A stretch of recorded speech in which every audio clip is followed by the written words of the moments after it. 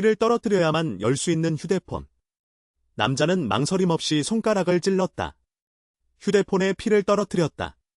휴대폰에 생성된 캐릭터가 현실의 능력과 동기화되기 때문. 하지만 모든 사람들은 이를 보고 내가 게임에 중독된 네토라레라고 오해했다. 소년. 2년 반 동안 연애한 여자친구 유여연마저 이별을 요구했다. 하지만 나는 태연하게 무시했다. 언젠가 내가 반드시 너희들을 내 이름을 듣기만 해도 경외심을 품게 만드는 존재가 될 것이다. 원래 이 세계는 만민이 수련하는 세계였다. 태양 풍폭 이후 난심은 천지개벽의 변화가 일어났다. 수많은 신성과 귀신, 천사 등 2차원 생명체들이 활발히 등장하기 시작했다. 이 2차원 생명체들은 평범한 인간부터 전설적인 존재까지 사신신화 4단계의 등급이 있다. 인간은 가장 낮은 평범한 인간 등급에 속한다. 하지만 인간은 재능을 바탕으로 원기결을 수련해 생명력을 강화할 수 있다. 또는 이 원시 2차원 생물을 사냥해 그들의 몸에서 떨어지는 2차원 결정체를 흡수할 수 있다. 원래의 나는 옥석과 같은 비교할 수 없는 통찰력을 가진 천재였다. 하지만 지금 나는 수업 시간에 대낮에 잠을 자고 집에 돌아와서는 침대에 누워 휴대폰을 미친 듯이 하고 있다. 선생님들은 이 모습을 보고 내가 2일 반 전에 벌어진 결투에서 자신감을 잃었다고 생각했다. 내가 학교에서 능력 종합 테스트에서 1등이었기 때문에 결국 전학생에게 완전히 당했다. 심지어 내가 손을 쓰기도 전에 한 방에 날려버렸다.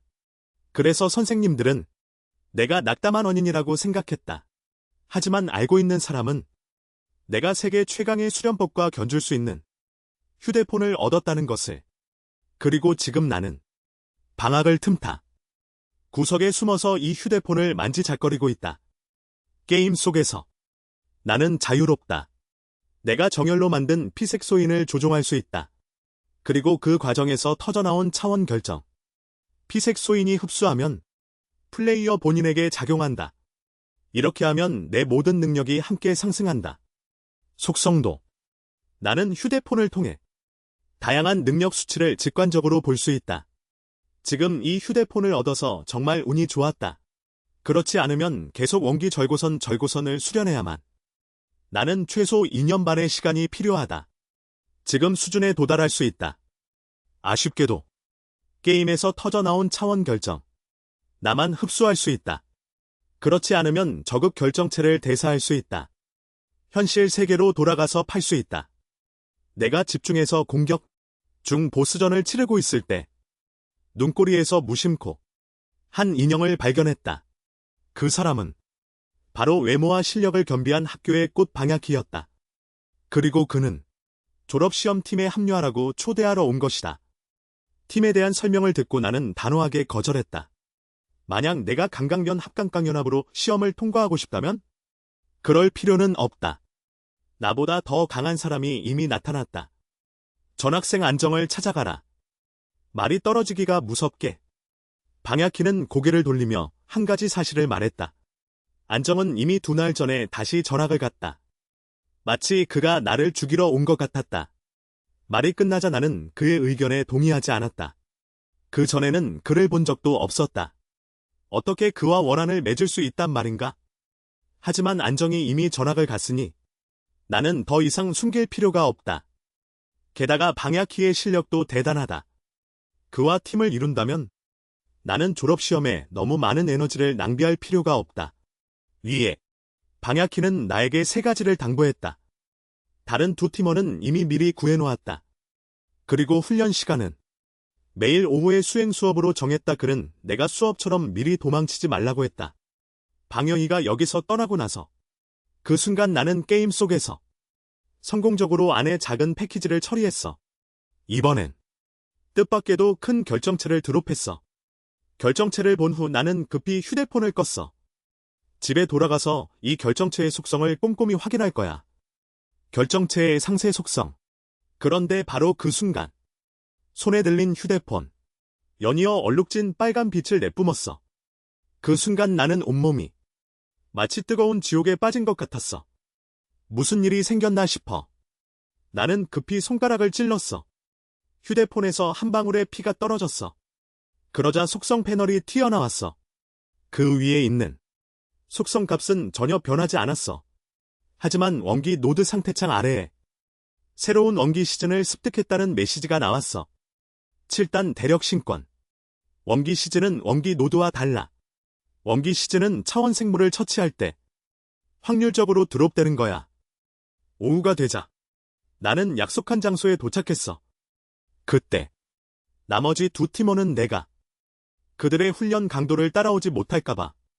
어쨌든 내 재능이 아무리 뛰어나도 그들의 시선으로는 나는 이미 훈련을 받지 않은 지 오래됐어. 그때 상태를 따라오기 어려울 거야. 그래서 그들은 다른 사람을 넣는 게 낫다고 제안했어. 나는 문헌도 그들을 탓하지 않았어. 졸업시험은 모든 고3에게 미래의 직업에 결정적인 영향을 미치는 큰 일이야. 게다가 이번 시험은 난이도가 극도로 높고 위험성도 낮지 않아. 그들이 그렇게 생각하는 것도 당연해. 그 후 그들의 생각은 방여희의 강렬한 반대에 부딪혔어.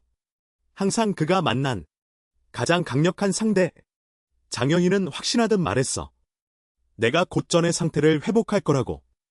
원문 미확인 생략. 두 사람 중 하나인 전향서도 양보했어. 그들은 작은 테스트를 하자는 제안을 했다.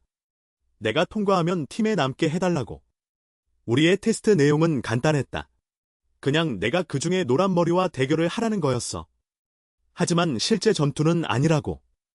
순수하게 힘 대 힘으로 하는 거였어. 먼저 물러나는 쪽이 패배하는 거야. 그 말을 듣고 방야키는 순간 멍해졌어. 그가 아는 한 전향서가 수련한 원기절세 뇌전궁. 이는 폭발적인 힘에 특화된 무공이야. 게다가 뇌전궁과 완벽하게 어울리는 뇌검까지 있잖아.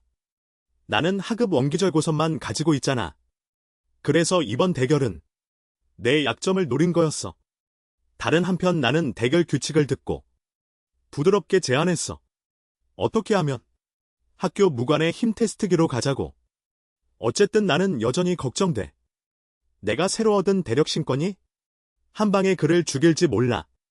그 후 우리는 서둘러 학교에 도착했어. 무관의 힘 테스트기 앞으로 전향서는 주먹을 쥐고 선봉에 섰다. 그가 약간 뒤로 물러나 갑자기 테스트기에 주먹을 날렸어. 그 위에 숫자가 표시되자 그의 힘 수치는 7점이었다. 이 광경을 보고 나는 확실히 이길 수 있을 것 같아. 그 휴대폰을 얻기 전에 내 힘 수치는 이미 7점에 도달했어. 다른 한편 무관 안의 소동이 우연히 지나가던 담임 선생님을 놀라게 했어.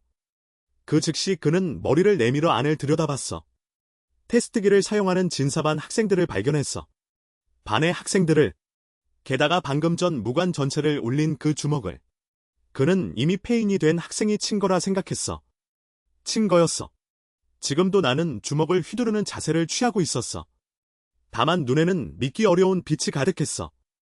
테스트기 위의 숫자가 7점에서 10점으로 변했어. 구경하던 학생들까지도 놀라서 입에 빵을 넣을 수 있을 정도였다. 그때 문박의 담임 선생님은 비로소 이해했어.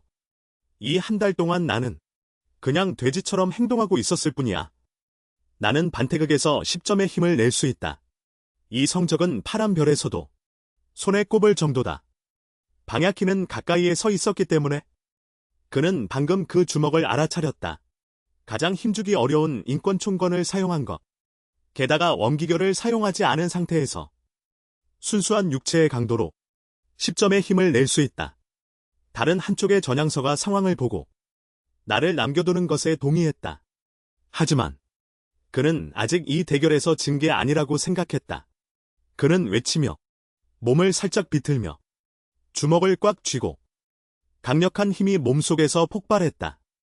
그가 갑자기 주먹을 휘두르자 순간 주변 공기가 마치 첫 번째 파동처럼 나는 그에게 엄지를 치켜 세웠다. 어쨌든 그의 성적은 동급생 중에서도 최상위권이다. 하지만 나는 원기결을 사용하고 싶지 않다. 그가 이 기계의 수리비를 대신해 줄 수 있다면 이 기계를 부순 비용을. 전향서가 고개를 끄덕이자 나는 웃으며 가차없이 원기결의 대력신권을 사용했다. 전향서는 내 주먹을 비비며 마음속으로 비웃었다. 이 테스트 기계는 학교가 많은 비용을 들여 대학생 기준에 맞춰 그래서 거의 고등학생이 한 주먹으로 만점을 낼 수 없다. 눈앞에 금빛이 번뜩이자 금속이 부서지는 소리가 이어졌다. 지금 현장 모든 사람들은 번개와 천둥에 맞은 것처럼 모두 경악했다. 내가 정말 한 주먹으로 눈앞에 테스트 기계를 고장냈다.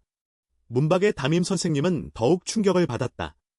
이 기계의 테스트 상한선은 20점의 힘뿐이다. 하지만 이 기계를 이렇게 부수려면 최소한 8단계 이상의 원기결이 필요하다.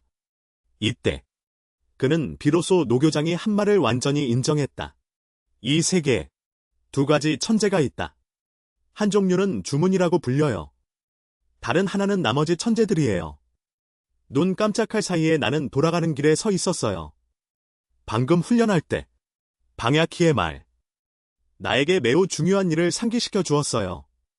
일반적으로 전설, 강자는 이런 평범한 나에게는 눈도 안 주는 거예요. 태어나자마자 손을 대는. 하지만 안정. 그는 오히려 나에게 도전을 걸어왔어요. 비록 내가 학년에서 1등이지만 그는 전학생으로서 나에게 도전하는 것도 무리가 아니에요. 하지만 그는 전체 과정에서 거의 내가 가장 고통스러운 부분을 노렸어요. 단순한 우정의 대련처럼 보이지는 않았어요. 오히려 나에게 복수하러 온 것 같았어요. 하지만 그 전에 나는 그를 본 적이 없었어요. 그를 어떻게 이런 수준의 강자를 적으로 만들 수 있었겠어요. 그때 주머니 속 휴대폰에 아빠 전용 벨소리가 울렸어요. 전화를 받자 아빠가 저쪽에서 물어보더군요. 그의 결혼식에 갈 거냐고. 나를 위해 버퍼 시간을 주지 않고. 그는 신부 사진을 다시 보내왔어요. 사진 속 여자는 보라색 긴 머리를 하고 있었어요. 하지만 나는 그를 어디서 본 것 같은 느낌을 받았어요. 그 후 나는 아빠에게 말했어요. 그의 결혼식에 갈 수 있다고. 마침 그 시간. 나는 곧이 실전 테스트에 참가하러 가야 했어요. 이어서 나는 그에게 철제 상자를 기억하냐고 물어봤어요. 말이 떨어지기가 무섭게. 아빠가 나에게 되물었어요. 리농이 가지고 있던 휴대폰에 대해 묻고 싶었냐고. 그리고 그는 천천히 그 휴대폰의 출처를 말해주었어요. 원래 그 휴대폰은 할아버지가 남겨주신 거예요. 그 시절 할아버지는 귀덕고성의 건설 작업에 참여하셨죠. 어느 날 할아버지와 몇 명의 동료들이 한 구이 빛나는 고대를 파냈어요. 고대의 바닥 아래 썩은 오래된 나무 상자가 놓여 있었어요. 그리고 그 상자 안에 들어있던 것이 바로 그 휴대폰이었어요. 하지만 휴대폰을 꺼내자 그 기괴한 빛은 순식간에 사라져버렸다. 그 휴대폰은 아무리 만져도 반응이 없었다. 마치 고장난 것처럼. 그래서 몇몇 사람들은 누군가가 장난을 치는 줄 알았다. 그 후 그 상자는 할아버지가 집으로 가져가서 계속 잡동 사니방에 두었다. 전화를 끊자 나는 속으로는 몰래 기뻐했다. 마침 고시험 실전 테스트가 SC 귀덕구성 안에 혹시 거기서 더 많은 것을 찾을 수 있을지도 모른다. 이 휴대폰에 대한 비밀을 다음 날 전향서가 갑자기 찾아와 사과했다. 어떤 이유 때문에 친구들과 팀을 이루기로 했기 때문이다. 그래서 우리 팀을 떠날 것이다. 그 후 다른 팀원인 이치도 왔다. 실전 테스트에 함께 참여할 수 없다고 말했다. 문어는 먼저 의아해했다. 하루 만에 2명의 팀원이 동시에 팀을 떠났다. 이건 정말 이상하다. 그때 방야키가 다른 곳에서 걸어왔다. 그가 더듬더듬하는 모습을 보니 나는 순식간에 모든 것을 깨달았다. 아마도 이른바 원수일 것이다. 팀원들에게 나를 팀으로 삼지 말라고 협박한 것이다. 혹시 이건 안정이 뒤에서 꾸민 일일까? 비록 아직 위기감을 느끼지 못하지만 하지만 방야키마저 두려워하고 있다. 이는 그 사람의 배후에 있는 세력이 결코 작지 않음을 의미한다. 나는 방야키에게 너무 자책하지 말라고 위로했다. 어쨌든 그들은 나를 위해 팀을 떠날 수밖에 없었다. 방야키가 떠난 후 선생님의 머리가 뒤에서 나타났다. 그는 매우 진지한 표정으로 나를 불러들였다. 그 후 그는 나에게 내가 누군가에 의해 노려지고 있다고 말했다. 그 사람의 이름은 안천조라고 한다. 나이가 20대 초반인데 동구 군부의 감독관 직책을 맡았다. 그리고 그는 어제 학교를 시찰할 때 특별히 나를 지목해 비판했다. 평범한 고등학생인 나를, 비록 입으로만 나를 한마디 비판했지만, 하지만 말자는 의도는 없지만 듣는 자는 의도가 있다. 그래서 팀원들의 탈퇴는 학교 지도자들 중 일부의 짓이다. 개입의 결과. 그 말을 듣고 갑자기 영감이 떠올랐다. 안천조는 안씨 성을 가진 사람이다. 안정도 마찬가지로 안씨 성을 가진 사람이다. 아버지께서 말씀하신 것 같아. 약혼자 오양나는 두 아이와 함께 있다. 하지만 나는 이 기간 동안 게으름만 피웠다. 대부분 집에서 그 휴대폰만 만지작거렸다. 그 후 선배. 새로운 평가팀을 빨리 확정하라고 했다. 그는 나를 위해 주시해 주었다. 현재 내 상황으로는 학교에는 나와 팀을 이루고 싶어 하는 사람이 없다. 하지만 한 명은 있다. 바로 다른 학교의 이가 공자 이현이다. 다만 그의 조건은 최상의 성적을 거두도록 전력 지원하는 것이다. 쉽게 말해 그의 대리 전투를 해달라는 것이다. 그리고 그는 편하게 졸업장만 받는다. 누워서 졸업장만 받는다. 문헌. 나는 선배의 제안을 받아들일 수밖에 없었다. 현재 상황으로는 단 며칠 안에 새로운 팀을 꾸리는 것은 쉽지 않다. 게다가 지금 나는 어떤 이들에게 노려지고 있다. 오후에 하교할 때 나는 아버지에게 전화를 걸었다. 과연 안천조라는 감독. 바로 내 이름뿐인 형이다. 안정도 마찬가지로 내 친동생이다. 다만 아버지 말씀으로는 두 형제는 아버지를 매우 존경한다. 하지만 그들은 하필 이 중요한 순간에 나를 괴롭힌다. 아마도 그들의 마음은 아버지와 오양난의 결혼을 반대하는 것 같다. 나는 아버지에게 이 일을 말하지 않았다. 다만 애매하게 말했다. 길에서 형제자매를 만났을 뿐이라고. 오양난과 닮았을 뿐이라고. 전화를 끊고 나서 속마음의 답답함이 밀려왔다. 역시 나는 너무 약하다. 안정은 손만 들면 나를 이길 수 있다. 안천조의 무심코 한 말이 거의 내 수능 자격을 잃게 만들 뻔했어. 만약 지금 내가 전설급 강자라면 그들은 감히 이렇게 방자할 수 있을까? 그 후 수능 전 며칠 동안 나는 게임 속 캐릭터를 계속 성장시켰어. 사실 오는 그다지 좋진 않았어. 며칠 동안 한 번도 원기작이 포함된 변이 차원 결정을 터뜨릴 수 없었어. 스크린 속에서 갑자기 금빛이 번뜩였어. 몬스터를 잡을 때 탄생알이 터져 나왔어. 하지만 이건 먼 물이 가까운 불을 끌 수 없는 거였어. 내가 아는 한 전설 컬렉션에 도달해야만 탄생한 애완동물을 계약할 수 있어. 그 순간 눈부신 빛이 내 사지로 파고들었어. 100회. 지금 나는 사지에 카운트러스의 유충을 느끼고 있어. 뼈를 계속 침식하고 있어. 내가 다시 깨어났을 때 이미 다음 날 아침이었어. 그때 내 왼손에 어두운 빨간 문양이 나타났어. 그리고 휴대폰에는 내가 반생수를 성공적으로 계약했다는 게 표시됐어. 그 후 나는 위에 적힌 방법대로 머릿속에 대력개미의 기술을 계속 스쳐 지나갔어. 그 순간 그 문양은 갑자기 주먹으로 변했어. 이건 아마 설명서에 적힌 반생수의 반생 상태일 거야. 착용 시 사용자에게 버프 효과를 줄 수 있어. 그리고 대력개미 종족은 힘 증폭일 가능성이 높아. 그 후 나는 대력개미의 반생을 해제했어. 검은 빨간 그림자가 왼손에서 벗어나려 했어. 벗어나. 그 순간 그는 거대한 몸집에 붉은 갑옷을 두른 개미형 생물로 변했어. 저녁이 되었을 때 나는 반장님의 안내를 받아 이현과 협상을 하러 갔어. 나를 이현에게 넘겨준 후 반장님은 돌아서 떠났어. 그리고 이현은 약간 초라한 내 모습을 보고 아무 말 안 했어. 어쨌든 내 성적이 학교에서 1등을 할 수 있긴 하지만 결국 귀덕고등학교는 귀덕부 중에서도 1위에 불과해. 그렇지 않았다면 나는 학년 1등인데 안정에게 한 방에 당하지 않았을 거야. 그래서 3번은 고민해. 이현은 시험 당일에 그들에게 붙어만 있으면 된다고 했어. 그 말을 듣고 나는 약간의 차이를 느꼈다. 선생님이 말씀하신 것과는 다르잖아. 이연이 대가를 잡는다고 하지 않았어. 어쨌든 게임 진행을 늦추지 않으면 돼. 어느새 새벽이 되었다. 지금 나는 거실에서 부본을 집중적으로 공략하고 있었다. 하지만 이번 스테이지의 보스는 너무 강했다. 아무리 내가 힘을 다해도 클리어에 실패했다. 어쨌든 영일비.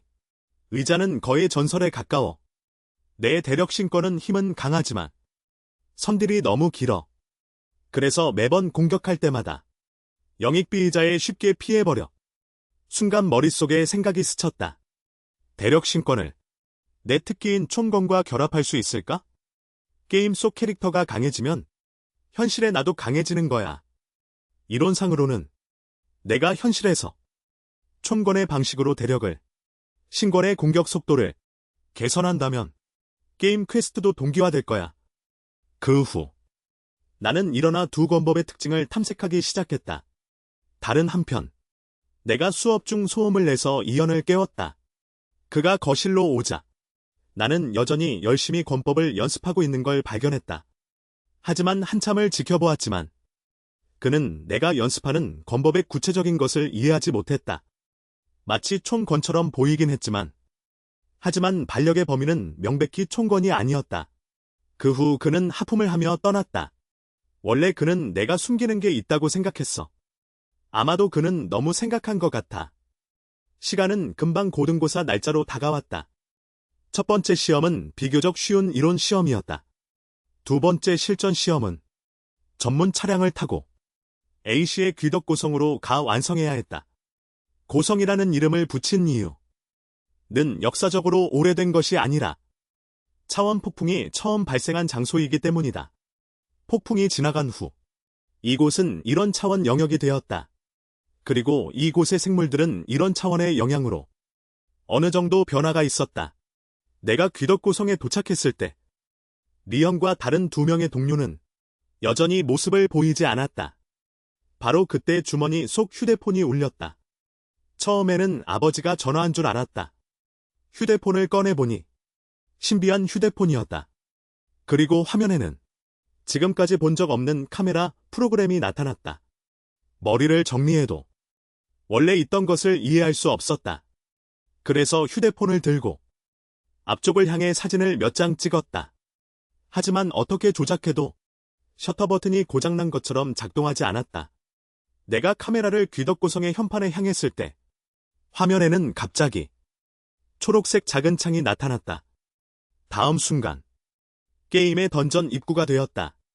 이 휴대폰은 고등고사 실전 시험을 던전 입구 프로그램으로 복제할 수 있는 역천적인 기능이 있는 것일까?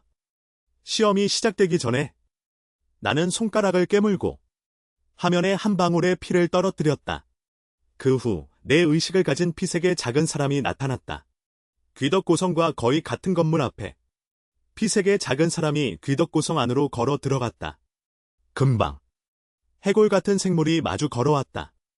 비록 이 고등고사 던전은 난이도가 높지만 휴대폰 속 번역 미완성 해골 같은 생물이 당신을 향해 다가오고 있습니다. 난이도가 높은 대학 입시 사본이지만 하지만 휴대폰에 비해 안티 부본에 비하면 이 해골 병사라면 훨씬 쉬울 거야. 하지만 죽이기는 그날 나는 피색 소인을 조종했어. 쉽게 전투를 끝냈지. 하지만 예상치 못한 건 첫 번째 조우전 희귀 스킬을 얻을 수 있다는 거야. 확률로 보면 안티 부본은 비교도 안 돼. 이 스킬을 완전히 흡수한 후 새로운 원기 절규 고무장을 얻었어. 저급한 원기결이야. 8단계의 대력 신권보다는 못하지만 소모가 적다는 게 장점이지. 한 전투에서 여러 번 사용할 수 있어. 그 후 나는 반생의 애완동물 대력개미를 소환했어. 번개처럼 빠르게 학살한 후 나는 성공적으로 고진의 깊숙한 곳으로 진입했어.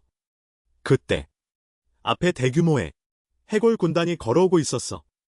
그중 리더는 탈거될 탄 해골 두목이었어.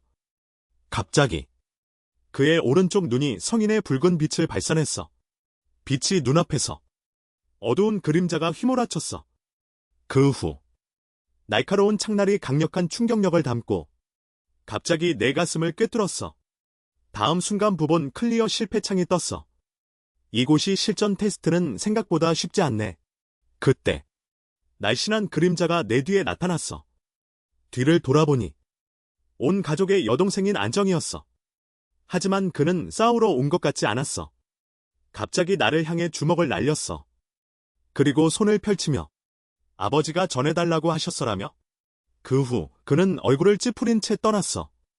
2분 반을 기다린 후 리언이 마침내 나머지 두 동료를 데리고 구덕고진에 도착했어. 그는 나에게 편하게 하라고 했어. 압박을 너무 크게 느끼지 말라고. 평가 문제는 이 두 동료에게 맡기라고. 문헌 이제야 이해했어. 그래서 리언이 항상 누워만 있으면 된다고 한 거야. 그는 내 실력을 무시했구나. 그래서 새 도구 인형을 다시 찾았어.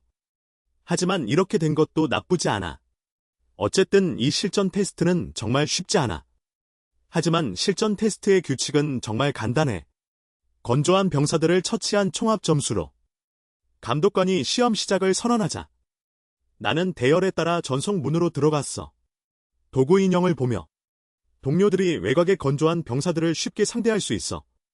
병사들을 보고 안심했어. 그래서 휴대폰을 꺼내 게임 속 던전을 계속 연구했어. 세밀하게 비교한 후 나는 이곳의 건축 배치가 휴대폰 던전 속과 완전히 같아. 즉 내 예상이 맞았어. 이 휴대폰은 현실의 차원 던전을 게임에 복제할 수 있어. 그렇다면 시험 중 우리는 그 강력한 스켈레톤 기사와 하지만 사실 실전 테스트는 전체 던전 범위를 포함하지 않아. 규칙은 여기에 건조한 병사들을 처치하는 것뿐이야. 병사들을 그러니 시험 구역을 벗어나지 않으면 최종적인 폭발적인 전투를 일으키지 않을 거야. 시간이 2시간 반이 지난 후 도구 인형 동료가 제안했어. 우리들은 더 깊이 탐험하는 게 좋다고. 왜냐하면 여기에서 건조한 병사들이 생성 속도가 안정화되었기 때문이야. 만약 높은 점수를 받고 싶다면 유일한 방법은 더 깊이 탐험하는 거야. 나는 급히 말려봤어. 더 앞으로 가면 시험 범위를 벗어난 지역이야. 거기에는 매우 위험한 생물이 있을 거야. 이 말을 하자 상대방은 즉각적으로 거부했어. 그들은 내가 너무 소심하다고 생각했어. 게다가 그들은 시험 구역의 완전한 지도를 가지고 있었어. 이때 팀장 이현도 의견을 표명했어. 그는 더 깊이 탐험하는 것에 동의했어. 어쨌든 그의 마음속에는 이 두 도구인형 동료의 실력을 믿었기 때문이야. 동료의 실력을 나는 더 이상 말하지 않았어. 기도만으로 해골 기사와 마주치지 않길 빌어야 해. 이동하는 과정에서 나는 휴대폰 속에서 계속 해골 기사를 이기는 방법을 실험해봤어. 하지만 고의로 피하거나 점프를 해도 해골 기사의 첫 번째 스킬로 강제 타겟팅 후 즉사시키지. 하지만 여러 번 실험한 끝에 나는 해골 기사가 전체적으로 고민족 상태를 유지하지 않더라. 오직 원기제를 사용하는 순간에만 속도 속성이 크게 상승해. 하지만 그래도 나는 여전히 좋은 적을 제압할 방법이 떠오르지 않아. 그때 그 두 명의 동료도 이 지역을 완전히 정리했어. 병사지만 지금 성적은 아직 안정적으로 1등을 할 수 없어. 그들이 더 깊이 들어가려 할 때 나는 리언의 팔을 한 번에 잡았어. 리언, 너는 인간의 제6감 같은 게 믿어. 어릴 때부터 위험에 처할 때마다 나는 항상 이상한 느낌을 받았어. 그리고 지금 내 심장은 계속 뛰고 있어. 우리는 이미 시험 지역 외부의 버퍼존에 도착했어. 만약 더 밖으로 탐험한다면 보호 장치가 전혀 없는 위험 지역이야. 우리는 목숨을 걸고 출격할 필요가 없어. 안에 남아서 계속 적을 처치하면 여전히 고득점을 유지할 수 있어. 리언의 마음이 흔들리기 시작했어. 하지만 바로 그때 걱정하는 빛을 발하는 단검이 휘몰아치며 날아왔어. 그리고 리언의 등을 강하게 찔렀어. 범인은 동료 중 하나인 발기였어. 사실 그는 이미 몰래 배신했어. 리언의 형 리페에게. 하지만 아무도 예상하지 못했어. 리언이 수련한 건 선천불패 원기작이야. 차원과 달리 생물의 원기는 차원 결정에 의존하지 않아. 원기작은 인간에게만 있는 수련 방법의 총결이야. 그래서 각 원기작은 사람마다 달라. 수련 한계가 달라. 선천불패 원기작의 수련 한계는 의심할 여지 없이 모든 원기작 중 수련 한계가 가장 높아. 그로 인해 수련자는 전설 신화를 넘어설 수 있다. 서사급에 이를 수 있다. 내가 차이를 느끼는 이유는 휴식은 선천적으로 불패이기 때문이다. 반드시 동정의 몸이어야 한다. 그래서 이연이 음주와 색욕에 빠진 모습은 가족을 속이기 위한 연기일 뿐이다. 이 순간 다른 한쪽에서 박자키는 다시 이연에게 살수를 펼쳤다. 하지만 이연은 몸만 살짝 움직여 쉽게 막아냈다. 이 광경을 보고 나는 순간 멈칫했다. 이연은 정말 속이 깊다. 절대적인 실력 압박이 없다면? 이렇게 여유롭게 행동할 수 없다. 박자키는 이연에게 당하지 못함을 알고 입속으로 중얼거렸다. 몇 개의 흐릿한 말들을 내뱉었다. 이내 온몸이 녹색인 뱀 괴물이 하늘에 나타났다. 비늘이 금속 같은 광채를 내며 반짝였다. 눈동자가 번뜩이며 압도적인 압박감을 퍼뜨렸다. 이는 전설급 차원 생물 폭림뱀이다. 하지만 전설급 강자가 큰 대가를 치르고 반생난을 다른 이에게 양도할 수 있다. 이가 이공자 200배기. 이연을 죽이려는 것 같다. 박쥐가 폭령과 합일된 단검을 들고 이연을 찌르려 했다. 하지만 결과는 이연이 손을 벌려 날카로운 칼날을 단단히 잡은 것이었다. 찌르려는 순간 박쥐는 강력한 자기장에 의해 날아가면서 갑옷을 입은 웅장한 그림자가 전장에 나타났다. 그 순간 주변의 생물들은 그의 등장에 전력을 다해 울부짖었다. 예상치 못한 일이었다. 이연 측에 전설급 반생충이 있다는 것. 게다가 그 위력은 명백히 강어보다 훨씬 높았다. 이 광경을 본 박자는 이미 모든 패를 다 드러낸 상태였다. 그저 정신없이 도망칠 수밖에 없었다. 다른 한쪽에서는 이연이 바람을 밟으며 급히 추격했다. 이 광경을 보고 나는 그를 막을 수 없었다. 왜냐하면 앞으로 가면 해골 기사들의 영역이니까. 남은 동료 중 한 명. 내 비겁한 행동에 적대적으로 대함. 나를 조롱한 후 니연을 따라갔음. 사실 나는 정말 죽는 게 두렵지 않았어. 다만 니연과 박사뿐. 양측 모두 전설급 차원 생물 보유. 내가 참여하든 말든 결과는 변하지 않을 거야. 차라리 이 기회를 해골 기사단의 약점을 찾아볼까. 금방 나는 피색 소인을 조종했어. 다시 그 해골 기사를 찾았지. 처음과 마찬가지로 첫 번째 조우전에서 해골 기사는 여전히 10회 원기 집중 돌진. 이번 결과는 처음과 달랐어. 나는 상대의 공격을 쉽게 피했지. 여러 번의 공격. 내 추측은 맞았어. 해골말 근처에 시야 사각지대가 있었어. 거기 서 있으면 쉽게 피할 수 있어. 그때 갑자기 질식할 듯한 압박이 밀려왔어. 이건 보스전 시작의 전조 현상이야. 나는 급히 니연 일행과 합류했어. 길에는 그들의 전투 흔적이 가득했어. 그들이 있는 곳으로 간 때 최종 보스 해골 기사가 전장에 등장했어. 이건 정말 대조적이었어. 게임 속의 해골 기사는 현실의 것보다 훨씬 귀여웠어. 더 이상한 건 국기가 해골 기사 뒤에 안전하게 서 있는 거였어. 기사 뒤에 혹시 반생 애완 갑옷을 장착한 거였나? 이 해골 기사와 연결되어 있는 걸까?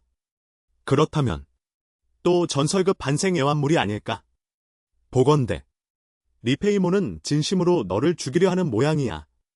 이어 해골 기사는 게임 속처럼 먼저 원기 집중 돌진을 시전했어. 그 후 니연은 지지 않고 맞서 싸웠어. 쾅 하는 소리와 함께 창과 창이 부딪히며 날카로운 폭발음이 터졌어. 이 순간 해골 기사의 창은 이미 니연이 든 방패를 관통했어.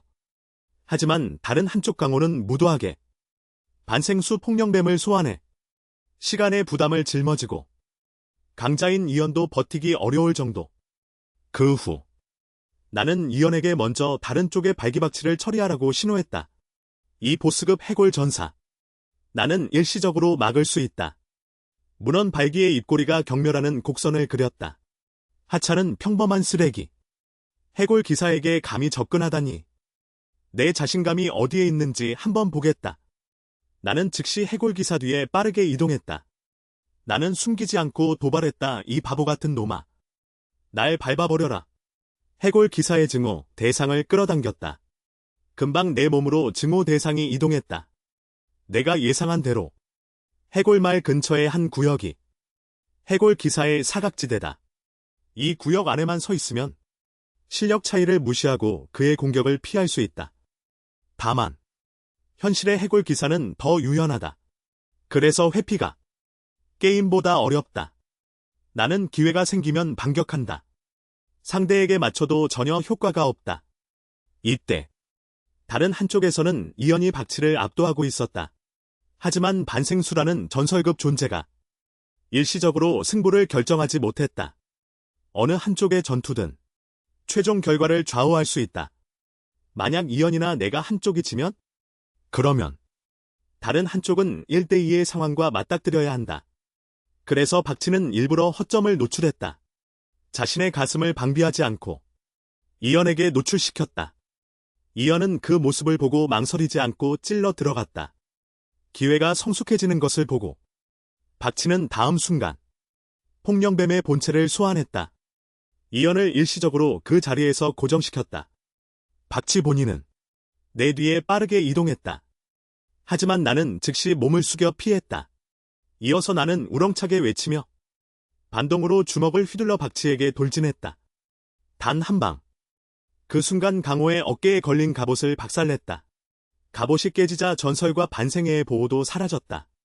그 해골 기사가 갑자기 돌진해왔다. 버프에게 가차없이 찌르기 공격을 가했다. 그는 죽는 순간까지도 내가 정말 한 장의 패를 남겨뒀다는 걸. 사실 그 패는 그를 상대하기 위해 남겨뒀다. 그 순간 이연도 폭림사를 처리하고 서둘러 달려왔다. 하지만 지금은 숨을 돌릴 시간이 없다. 이 해골 기사는 이미 폭주 상태에 접어들었다. 비록 내 패도 반생애의 벌레지만 결국 평범한 수준에 불과하다. 현장에선 이연뿐이다. 해골 기사의 공격을 정면으로 막을 수 있는, 그리고 수많은 전투를 거치며 이연의 몸에는 현갑식이 이미 한계에 달했을 것이다. 그래서 나는 남은 시간 안에 해골 기사에게 치명타를 입혀야 한다. 기회를 노려 갑자기 악기를 연주했다. 몸이 반원형으로 오른손이 번개처럼 뻗어갔다. 회오리바람이 휘몰아치며 엄청난 힘을 품고 한 주먹을 날렸다. 주변의 공기가 진동했다. 그러나 먼지가 사라진 후 해골 기사는 여전히 흠집 하나 없이 서 있었다. 이건 이미 내 전력이었다. 하지만 여전히 움직이지 않았다. 7분 후 나는 믿지 못하고 연달아 주먹을 날렸다. 수많은 잔상이 바람을 타고 날아왔다. 해골 기사에게 떨어졌다. 그리고 이 많은 주먹을 겨우 해골 기사의 이마에 상처를 남길 뿐이었고, 이 광경을 보고 나는 갑자기 영감이 떠올랐다. 여기가 혹시 해골 기사의 방어가 가장 약한 부분일지 모른다. 이연도 내 의도를 눈치챘다. 그리고 우리는 협력했다. 그의 폭발적인 힘으로 해골 기사를 잠시 하늘을 향해 돌게 했다. 순간 내 몸이 유성처럼 빠르게 하늘로 뛰어올랐다. 그리고 내 주먹이 폭우처럼 쏟아졌다. 막아서는 자들은 모두 쓸려나간다. 그리고 해골 기사. 이 순간 리언은 그를 단단히 제압하고 있었다. 그는 전혀 방어 자세를 취할 틈도 없었다. 나는 전력을 다해 한 주먹을 날렸다. 그 주먹은 그의 방어선을 뚫고 들어갔다. 다음 순간 그의 몸은 산산조각이 났다. 나는 이를 악물었다. 다행히도 우리의 추측이 맞았다는 것에 안도했다. 그렇지 않았다면 우리들이 산산조각이 났을 것이다. 해골 전사를 물리친 후 반생알이 하나 나왔다. 리언은 한눈에 보고는 돌아섰다. 그는 이 반생알은 내가 가져도 된다고 했다. 오늘 내가 도와주지 않았다면 그는 정말 죽었을 것이다. 게다가 그는 이기적인 사람은 아니다. 이 반생알은 내가 그의 친구가 되었다는 증거다. 나는 더 이상 거절하지 않았다. 이 반생알을 받아들였다. 이 순간 리언은 내 왼손의 글러브를 바라보며 생각에 잠겼다. 위기감에 그는 나에게 물었다. 나는 어떻게 이 반생 애완동물을 부화시켰는지 알고 있겠지만 반생 애완동물을 부화시키려면 전설급 이상이 되어야 한다. 그는 선천적 무패를 바탕으로 차이를 무시할 수 있다. 간신히 조종할 수 있다. 위험할 때 혹시 내가 강호처럼 뒤에 큰 세력이 있나? 리현의 눈빛이 점점 차갑게 변하는 것을 보며 나는 서둘러 설명했다. 이 반생 애완동물은 평범한 육체로 부화시킨 것이다. 그래서 나는 쉽게 부화시킬 수 있었다. 그의 말을 듣고 리현은 더욱 의아해했다. 일반적으로는 전설급 생물은 평범한 육체보다 훨씬 강하다. 하지만 차원 생물이 약할수록 반생아를 형성하기 어렵다. 따라서 어떤 의미에서는 나의 반생 애완동물은 전설급보다 훨씬 희귀하다. 한편 불기는 거의 죽어갈 참이었다. 하지만 리언은 그를 신경 쓰지 말라고 했다. 그는 선물을 준비하겠다. 그의 형에게 답례로. 그 후 우리는 3명 모두 전속문으로 걸어갔다. 고등고시의 최종 성적. 며칠 후면 발표될 거예요. 이현과 헤어진 후 나는 집으로 가는 버스에 탔어. 버스에서 내릴 때 흰 옷을 입은 할아버지가 내 앞에 누워 있었어. 나는 그의 숨소리를 확인하러 다가갔어. 아마 실수로 넘어졌나 봐. 그래서 나는 그를 옆에 의자에 앉혔어. 그가 무사하다는 걸 확인한 후 나는 돌아서려 했어. 그때 할아버지가 뒤에서 나를 불러. 젊은이 이 할아버지와 이야기나 할 수 있니? 나는 고개를 돌려 죄송합니다 할아버지라 말했어. 나는 대화에 서툰 편이에요. 그 후 할아버지는 갑자기 기침을 하더라. 그 모습을 본 나는 다시 돌아가야 했어. 할아버지 정말 괜찮으세요? 하지만 그는 내 말을 무시했어. 대신 나에게 물었어. 너는 어린애 같은 여자애를 좋아하니?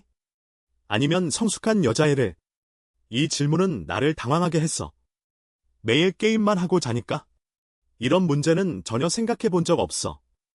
나는 머리를 극적이며 아무렇게나 답을 내뱉었어. 아마도 성숙한 여자애를 좋아하려나.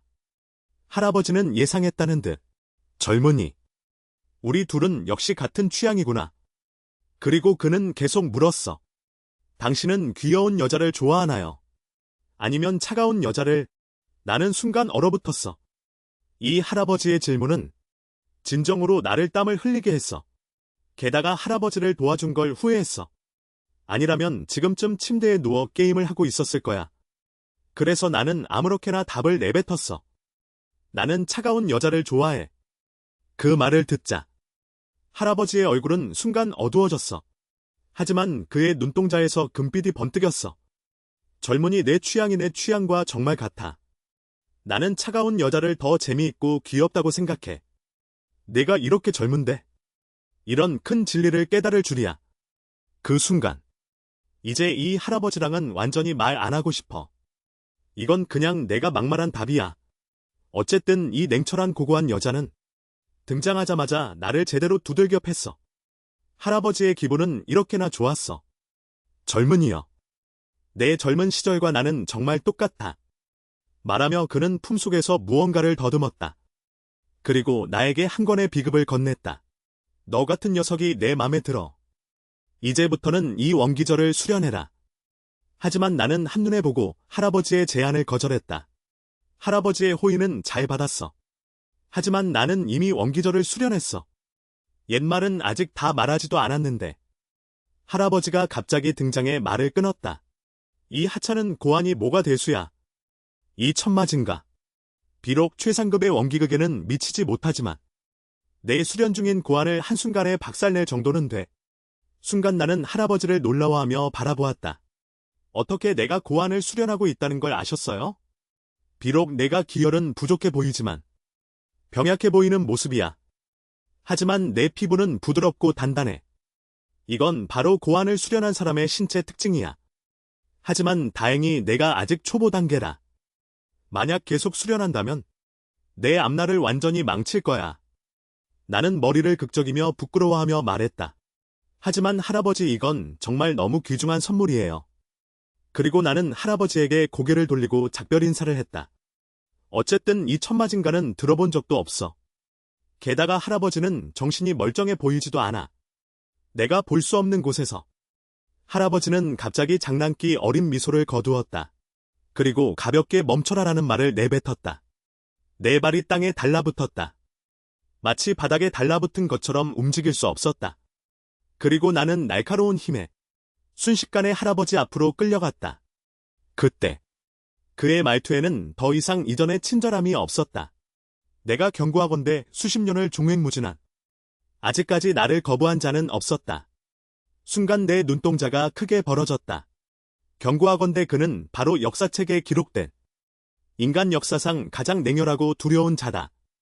한때는 혼자서 연방의 27명의 전설급 강자를 연속으로 베어넘겼다. 그 후 그는 공포를 퍼뜨리는 위압감을 거두었다. 다시 예전처럼 친근한 모습으로 돌아갔다. 이어서 그는 품에서 또 다른 책을 꺼냈다. 원기절 미성경. 젊은이여 경고한다. 선은 강제로 하는 걸 좋아하지 않는다. 내가 천마진염을 수련하는 걸 싫어한다면 여기 다른 원기절이 있다. 네가 좋아할 것 같아.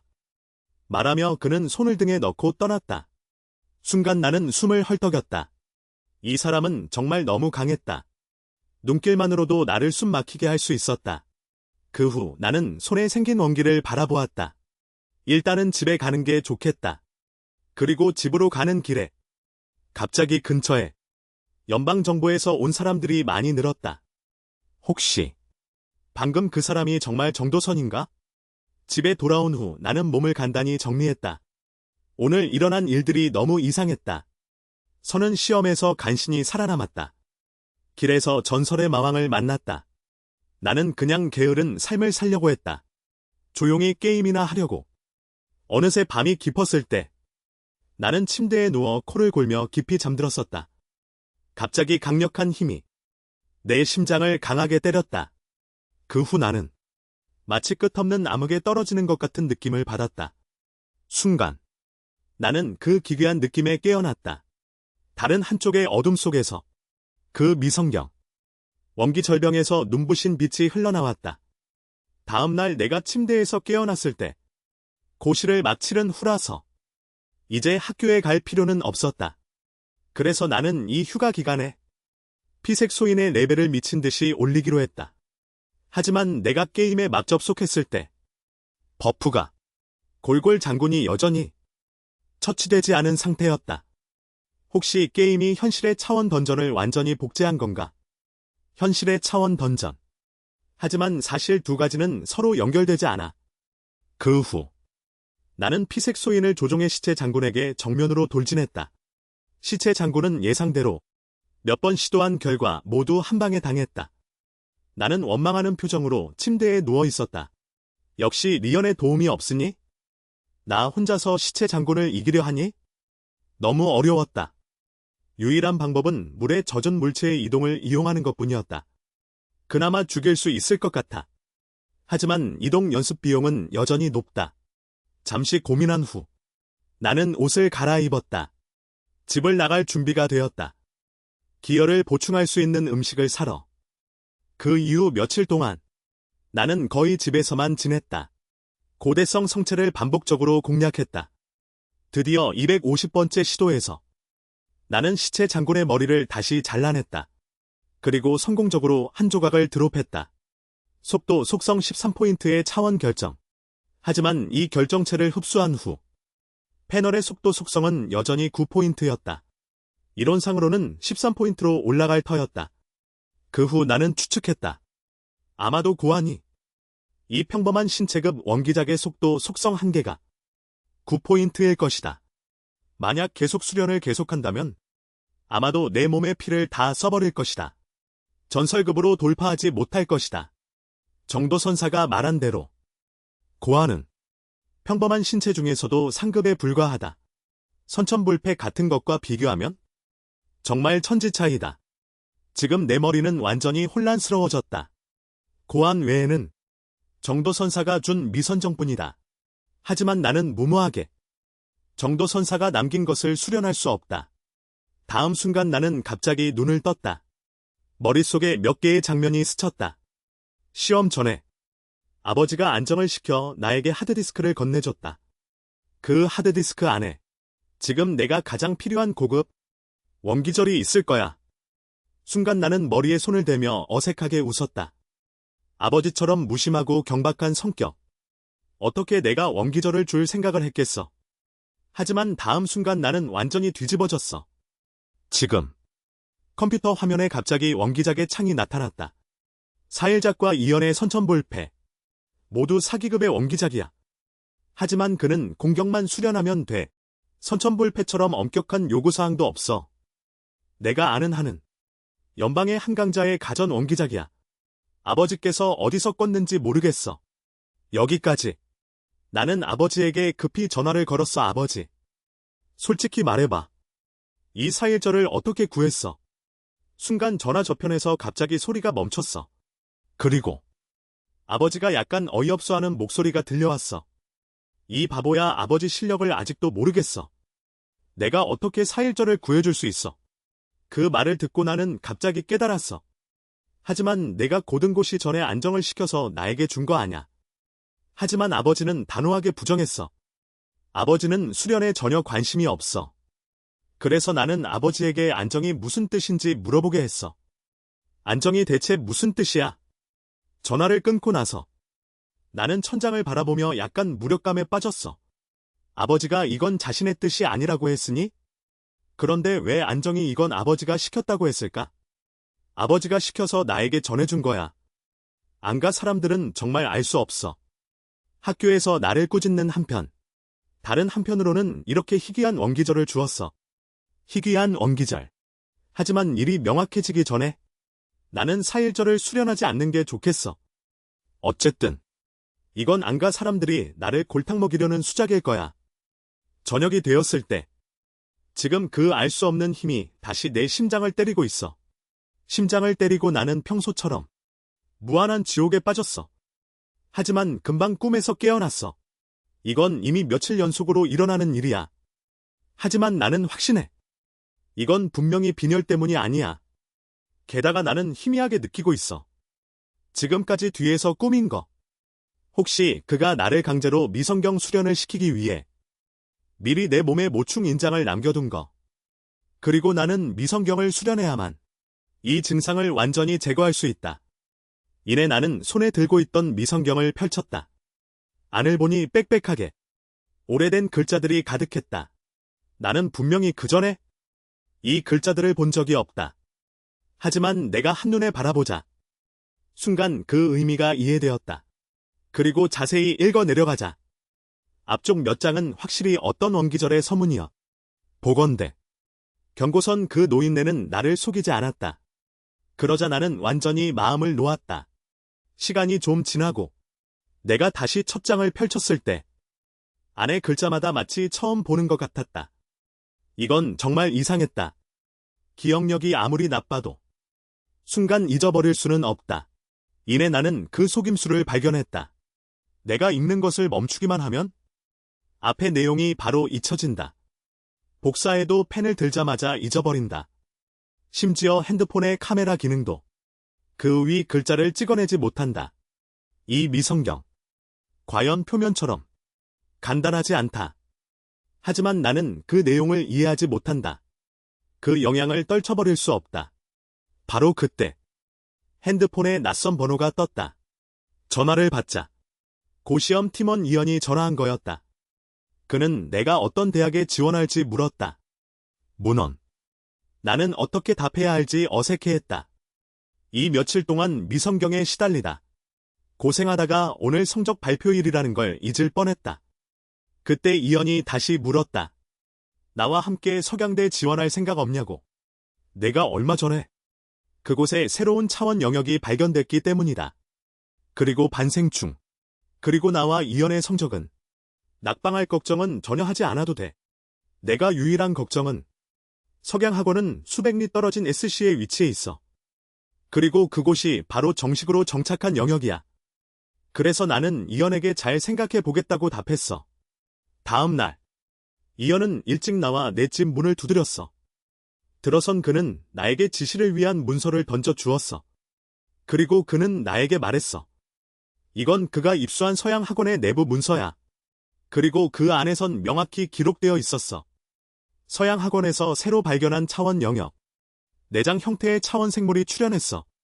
이건 희귀하면서도 매우 강력한 차원 생물이야.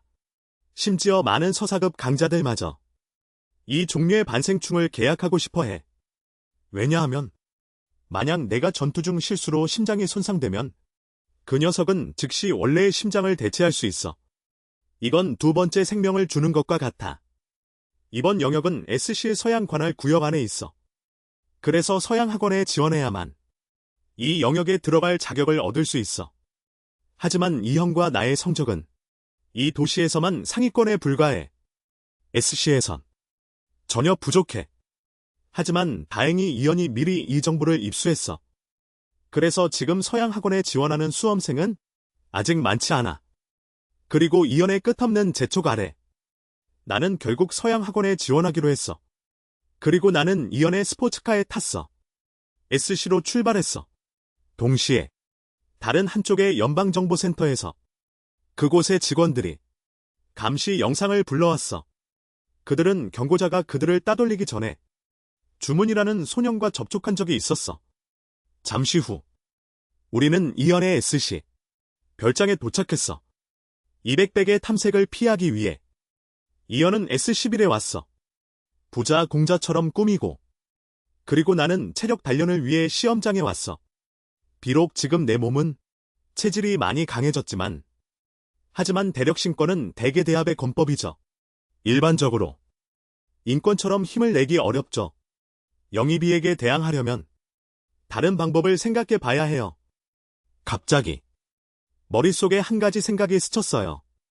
가방 안에 저급 원기 기혈 같은 게 있더라고요. 박수. 그 후 나는 문마보를 취하고 앞으로 한 손을 휘둘렀어요. 다음 순간 내 손바닥에서 눈부신 빛이 터져 나왔어요. 고골장은 비록 힘이 약하지만 하지만 초식은 매우 빠르죠. 인권의 발력 방식과 의외로 잘 어울려요. 이쯤에서 나는 휴대폰을 꺼내 손가락을 찔렀어요. 정열을 한 방울 떨어뜨렸죠. 전투를 마친 후 시스템이 갑자기 알림을 주었어요. 고급 기술을 습득했대요.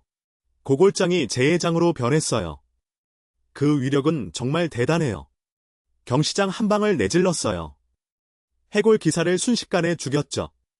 그 순간 내가 흥분한 사이 한 명의 여인이 내 앞에 나타났어요. 그 얼굴은 완전히 생소했어요. 하지만 그는 니언을 안다고 말했어요. 그리고 그는 니언에게 도움을 청하러 왔어요. 하지만 니언은 지금 별장에 없어요. 이 말을 듣고 그는 말없이 내 손을 잡았어요. 그렇다면 그냥 아무나 골라야겠어요. 길에서야 그의 정체를 알게 되었어요. 그는 니언의 언니 리미양이었어요. 하지만 니언에게는 정말 많은 도움을 받았어요. 그러니 언니를 도와주는 건 당연한 일이죠. 하지만 나를 말문이 막히게 하는 일이 내가 게임을 조용히 하고 싶을 때마다 갑자기 이상한 일이 생기죠. 잠시 후 나는 리미양을 따라갔어요. 서양 학원의 애완동물 경기장으로. 사건의 경과는 두 팀이 반생난을 두고 다툼을 일으켰어요. 그래서 양측은 결투로 반생난의 소유권을 다투기로 했죠. 상대도 만만치 않아요. 그 짧은 머리의 남자가 막 나오자마자 나는 갑자기 소름이 돋는 느낌을 받았다. 나는 조금 호기심이 생겼다. 그 짧은 머리의 남자의 정체는 대체 무엇일까? 옆에서 한 여학생이 나에게 알려주었다. 그 짧은 머리의 남자의 이름은 고전이라고 한다. 입학 첫날에 그는 4학년 선배를 단단히 혼내주었다. 이위양이 먼저 발차기를 했다. 강력한 힘과 함께 다음 순간 그는 식은땀을 흘렸다. 고전의 방어는 정말 강했다. 그는 마치 철판을 상대하는 것 같았다. 몇 번의 공격이 이어졌지만 고전의 몸은 여전히 움직이지 않았다. 그 순간 고전의 시선이 날카로워졌다. 그는 이위양이 내민 다리를 한 손으로 잡았다. 그리고 큰 손으로 휘둘렀다. 그의 몸을 그대로 땅에 내동댕이 쳤다. 이위양의 온몸에 상처가 가득한 것을 보고 나머지 팀원들은 즉시 포기 선언을 했다. 하지만 고전은 그를 그냥 놓아줄 생각이 없었다. 그는 다시 주먹을 날렸다. 이위양에게 잊지 못할 교훈을 주기 위해. 그 순간 한 그림자가 빠르게 경기장 가장자리를 지나갔다. 이어서 우레 같은 소리가 울려 퍼졌다. 나는 그 순간 손을 내밀었다. 고전이 날린 주먹을 정면에서 막아냈다. 고전의 얼굴에는 믿기지 않는 표정이 가득했다. 그는 내가 대체 누구인지 궁금해했다. 왜냐하면 그는 확신했다. 서양 학원에서 나를 본 적이 없다는 것을. 나는 그에게 말했다. 나는 올해 서양 학원에 지원한 신입생일 뿐이라고. 서양 학원의 수험생일 뿐이라고. 그 순간 이휘양이 천천히 다가왔다. 그는 고전의 상대도 되지 않았다. 그래서 그는 나에게 빨리 내려가라고 했다. 그는 이제 후회했다. 이과를 기다리지 않고 나를 여기로 데려온 것을. 나는 그의 호의를 거절했다. 이미 너를 도와주기로 약속했으니 나는 쉽게 약속을 깨지 않을 것이다. 전투 시작 전에 나는 고전과 조건을 논의했다. 만약 서로 죽고 살아야 한다면 너무 손해보는 일이 될 것이다. 차라리 고전 선배님 제가 한 대 치게 해주세요. 만약 후퇴 거리가 25m 미만이라면 나는 그냥 바로 인정할게요. 고전은 이 말을 듣고 바로 승낙했어요. 그의 원기계는 진짜 가짜 고슴도치 결정이었기 때문이에요. 변한 위갑. 몸은 철처럼 단단할 뿐만이 아니었어요. 그가 원기계를 9단계로 수련했을 때 매우 무시무시한 반격 능력을 가지고 있었어요. 이건 내 오른손이에요. 믿기 어려운 힘으로 앞으로 내질렀어요. 순간 고전의 눈동자에 당황한 빛이 스쳤어요. 그는 이를 악물고 내 공격에 버티려 했어요. 그러나 다음 순간 그의 몸. 통제할 수 없이 뒤로 날아갔어요. 이건 이미지를 보고 있는 이미중을 경악하게 만들었어요. 내 실력은 그의 상상 이상이었어요. 바보 동생이 어디서 가져온 건지 모르겠어요. 소년 고수 고전은 한숨을 내쉬었어요. 그리고 이번 결투에서 졌다고 선언했어요. 그는 승복할 각오가 되어 있었어요. 그럼 반생연단은 곧 보내줄 거예요. 나는 고개를 숙여 팔의 상처를 바라보았다. 다행히 고점은 결투 규칙을 수정해 주었어요. 그렇지 않으면 진심으로 싸웠을 거예요. 나는 그의 상대가 될지 확신할 수 없었어요. 별장으로 돌아간 후 나는 핸드폰 속의 피색 소인을 계속 수련할 거예요. 그러나 바로 그 순간 이현은 소리 없이 내 뒤에 나타났어요. 그는 나에게 한 가지 소식을 전하러 왔어요. 바로 내장 형태의 차원. 생물이 한 차원 영역에서 발견되었어요. 그래서 내일 그는 나와 함께 상황을 확인하러 갈 거예요. 나는 이현에게 전설 및 반생활의 부하 조건을 알고 있는지 물었어요. 이현은 그 말을 듣고 이해한 듯했어요. 그는 알고 있었어요. 나는 아마도 해골 기사 반생활을 부화하려는 거겠죠. 하지만 전설 생물은 적어도 10여 점 이상의 원기가 필요해요. 수치에 따라 부화할 수 있어요. 만약 원기가 부족한 상황이 발생하면 부화자의 생기와 살점이 대체되어 빨려나갈 거예요. 그래서 반생충을 성공적으로 부화시켜도 결과는 평생 불구가 될 거예요. 그가처럼 선천불패의 원기작을 가지고 있지 않는 한 활발한 생명 회복을 이용해 육체의 소모를 보충할 수 있어요. 이현. 바로 이걸로 전설급 현갑식을 부화시키려는 거야. 방으로 돌아와 쉬려던 순간 손에 들린 반숙알을 보고 답답한 기분이 들었어. 아쉽게도 이 반숙알은 현실에서 얻은 거야. 하지만 게임이라면 분명 전생의 것이었을 거야. 갑자기 한 가지 생각이 스쳤다. 이 핸드폰이 현실을 촬영해 던전을 열 수 있다면 반수가를 부화시키는데도 쓸 수 있을 거야. 하지만 예상치 못한 게 태생알의 품질까지 바로 분석이 가능하다는 거야. 게다가 다른 특별한 기능이 이미 보유한 변이체와 거대 개미를 융합할 수 있다는 거야. 나는 생각했다. 건조한 해골 기사로 바로 부화할 수 있을지는 모르지만 차라리 거대 개미와 융합하는 게 낫겠어. 어떤 결과가 나올지 한번 해보자. 핸드폰에서 융합 성공이라는 알림이 떴어. 등급은 여전히 평범한 상태. 하지만 이름은 변이 건조한 그림자로 바뀌었어. 능력치 패널을 보면 윤일비와 한판 붙을 수 있을지도 몰라. 다음 날 나는 순간 눈을 굴렸다. 이현은 연기하는 것도 포기했어. 갑자기 전설급 백호인 옥면백호를 타고 차원 영역으로 가려고 해. 영역. 하지만 이가의 기반은 정말 깊어. 이현 같은 악명 높은 방탕한 공자도 이렇게 많은 자원을 누릴 수 있는 거야. 2시간 반 후, 우리는 목적지인 차원 영역에 도착했어. 차원 폭풍의 영향으로 이 지역 전체가 무너져 미지의 지하 세계와 연결되었어. 시간이 지나면서 새로운 차원이 형성되었지. 차원 영역 지하 불성. 우리가 불성에 도착했을 때 이미 많은 명성을 듣고 온 직업자들이 모여 있었어. 여기저기 사람이 넘쳐나지만 하지만 오기 전에 이연이 인맥을 동원했어. 군 내부 확장 지도를 입수했다. 잠시 후 우리는 지도의 지시에 따라 넓은 산동굴을 발견했다. 이어서 나는 휴대폰의 촬영 프로그램을 켰다. 다음 순간 휴대폰의 지하 불성 복사본 입구가 생성됐다. 길의 깊숙한 곳으로 들어갈수록 드디어 이번 여행의 목적지에 도착했다. 그곳에서 분홍색 식물 불시면이 자라고 있었다. 그리고 그는 바로 전설 속에 변신할 수 있는 심장의 차원 생물이었다. 하지만 자료에 따르면 일단 연못물에 접촉하면 즉시 하얗게 뼈만 남게 된다. 그렇다면 비행, 계열 스킬을 사용해야 한다. 지금 젊은 남자가 이 방법으로 불시면을 채취했다. 하지만 나는 니언과 비행, 계열 스킬을 배우지 않았다. 완전히 건너갈 방법이 없다. 하지만 그 외에 다른 차원 생물이 자라는 곳이 있다.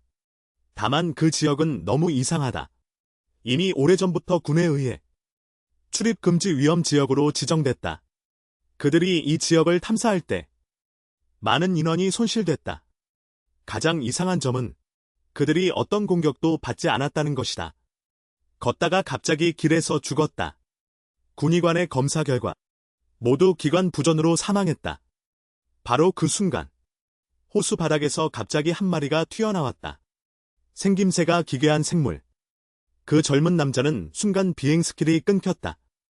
다행히 그는 경공 계열의 원기기를 가지고 있었다. 탐색용.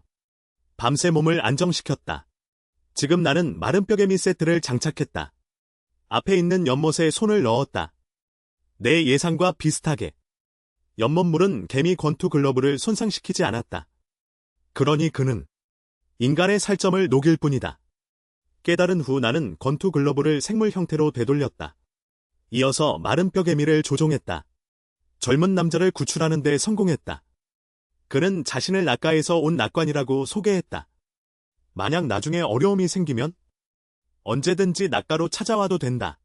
그 순간 이연의 시선은 시체개미에게 집중되어 있었다. 그는 분명히 시험 때 의지가 아직 작았는데 어떻게 짧은 시간 만에 이렇게 성장했지. 내가 그에게 말했다.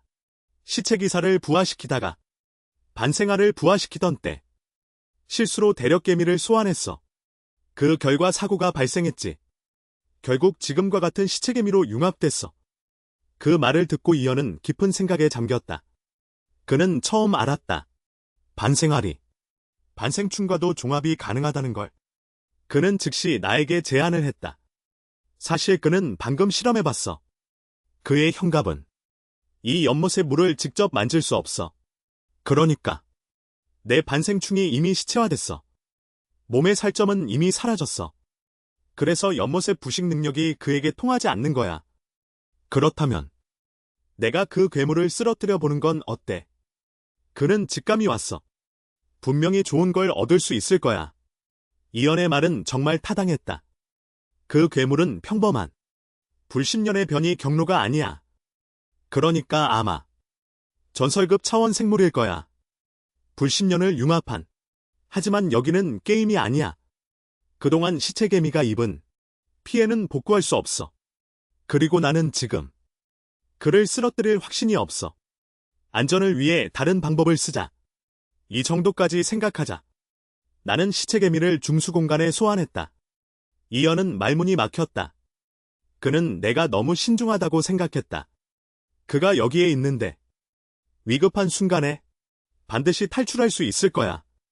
그 직후 우리 발걸음이 동굴을 떠나자마자 한 팀이 부시면의 위치를 찾아냈다. 그리고 이 전설급의 거대한 부시면. 그들에게는 반드시 손안의 물건이었다. 그들의 대장에게 반생 애완동물이 있기 때문이다. 전설급의 그만 독수리 한 마리. 시간이 금방 저녁이 되었다. 나는 이연에게 부성 지도를 한 장 달라고 했다. 그 후 나는 방으로 돌아갔다. 손가락을 찔러 부성 부본 입구를 열었다. 다만 핸드폰 안의 장면은 낮과 많이 달랐다. 강변까지 부시면으로 가득했다. 얼마 지나지 않아 나는 성공적으로 한 조각을 획득했다. 부시면의 기술 결정. 이 결정 조각을 흡수할 때 이 일의 느낌은 대력 신권과 완전히 달랐다. 통증이 전혀 없었다. 오히려 부드러운 힘이 사지 전체를 맴돌았다. 잠시 후 나는 새로운 원기기 성선성선을 성공적으로 습득했다. 아마도 강화형 원기기일 것이다. 바로 그 순간 그 전설급의 거대한 부시면이 마침내 호수 바닥에서 천천히 모습을 드러냈다. 동시에 나는 시체개미를 달려가게 했다.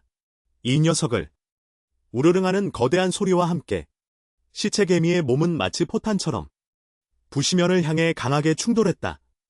부시면은 즉시 도망치려는 자세를 취했다. 나는 너무 많이 생각하지 않았다. 시체개미의 공격력을 계속 강화했다.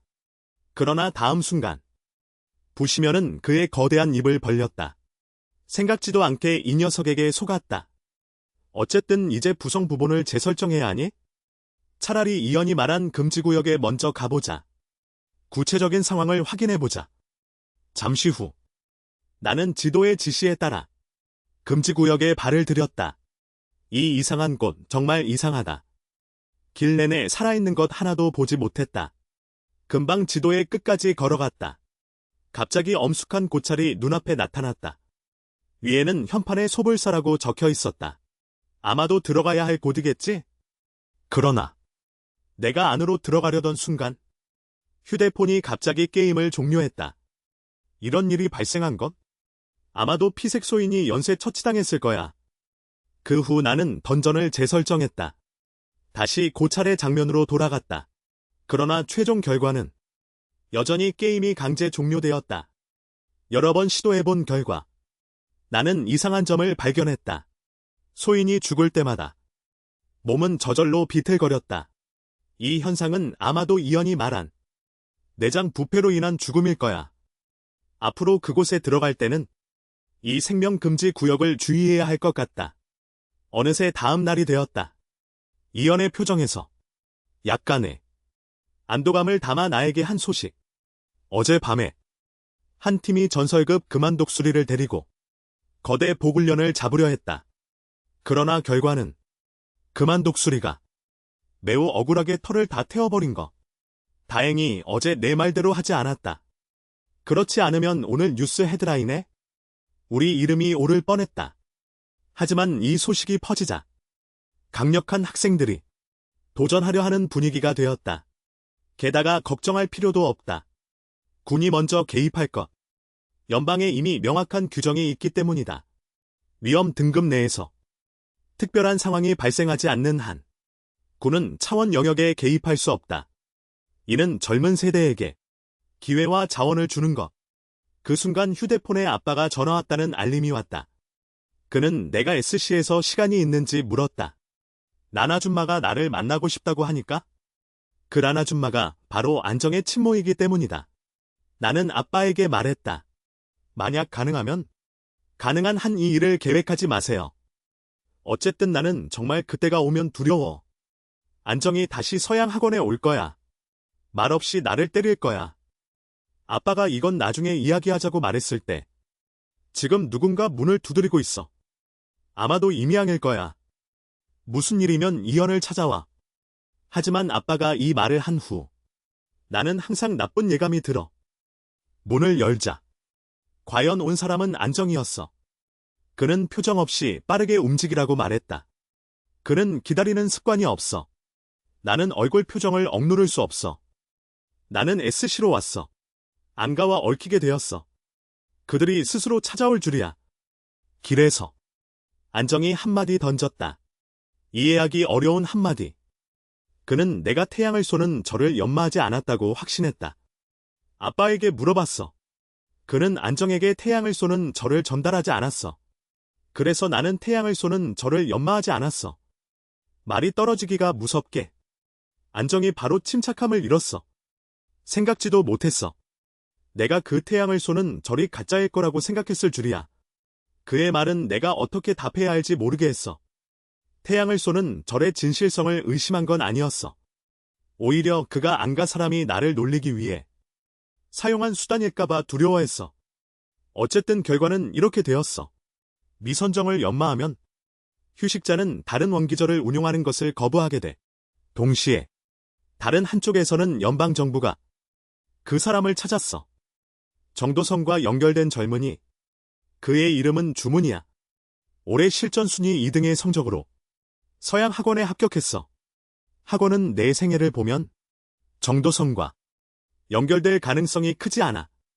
하지만 그중 연방정부가 매우 흥미로워하는 점이 있어.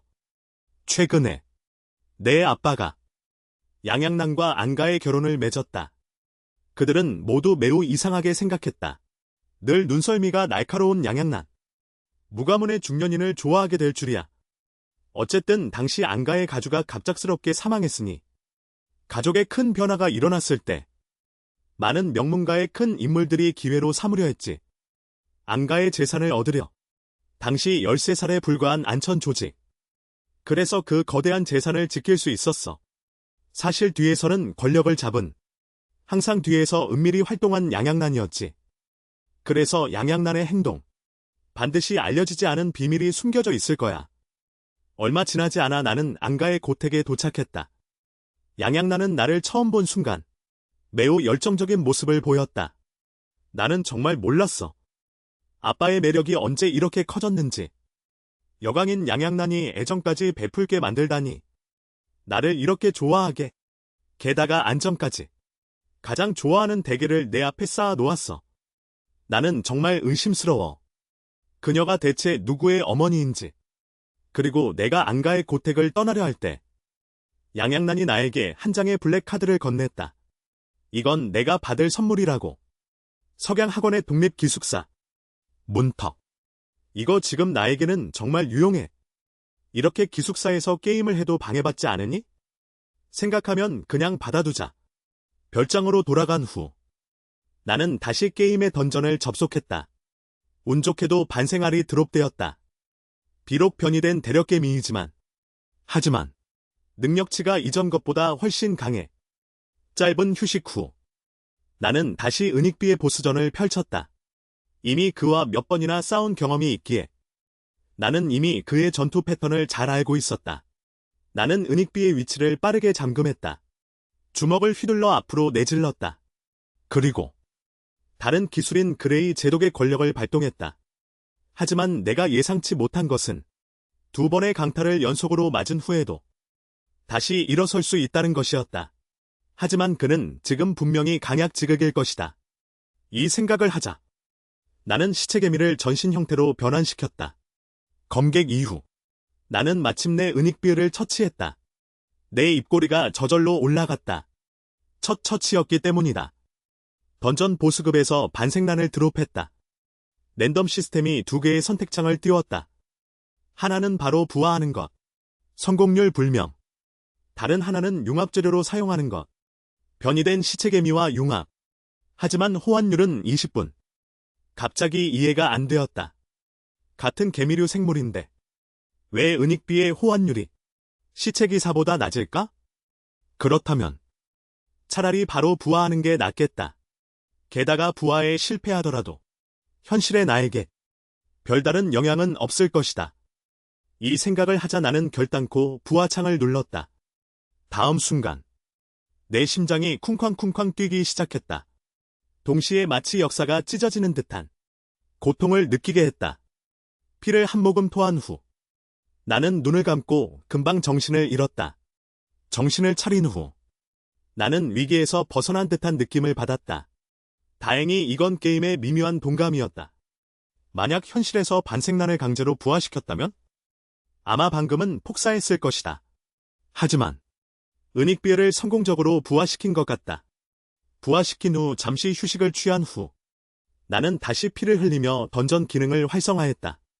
개미굴 던전에 진입한 후 손을 들어 은익비를 소환했다. 그러나 예상외로 부화한 은익비위가 어째서인지 유년 형태였다. 나는 깊은 한숨을 내쉬었다. 포획할 때 어떤 형태였는지 기억한다. 부화한 후에도 같은 형태여야 한다. 게다가 전설적인 생물로서 속성 패널이 오히려 반태극의 것들보다 못한 것 같다.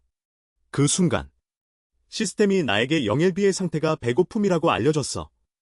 빨리 먹여줘. 하지만 그 애가 먹는 건 반숙 계란뿐이야. 아니면 반숙 벌레. 정말 속상해. 도와줄 수 없다면 상관없어. 심지어 먹는 것도 비싼 재료뿐이야. 하지만 어쩔 수 없어. 반숙 계란을 먼저 먹여야겠어. 잠시 후 나는 은익개미를 반숙 형태로 변형시켰어. 이제 쓸모가 있겠지. 이 작은 날개. 연못을 건너는데 충분할 거야. 모든 일을 끝내고 나는 게임 던전을 나갔어. 또 실수로 하루 종일 게임을 했어. 배가 고파. 일단 먹을 걸 구해와야겠어. 잠시 후 내 모습이 넓은 거리 위에 나타났어. 동시에 아무도 모르는 곳에서 두 개의 그림자가 은밀하게 움직였어. 내 행적을 단단히 감시했어. 그리고 내가 모퉁이를 돌 때 분홍색 그림자가 내 눈앞을 스쳐 지나갔어.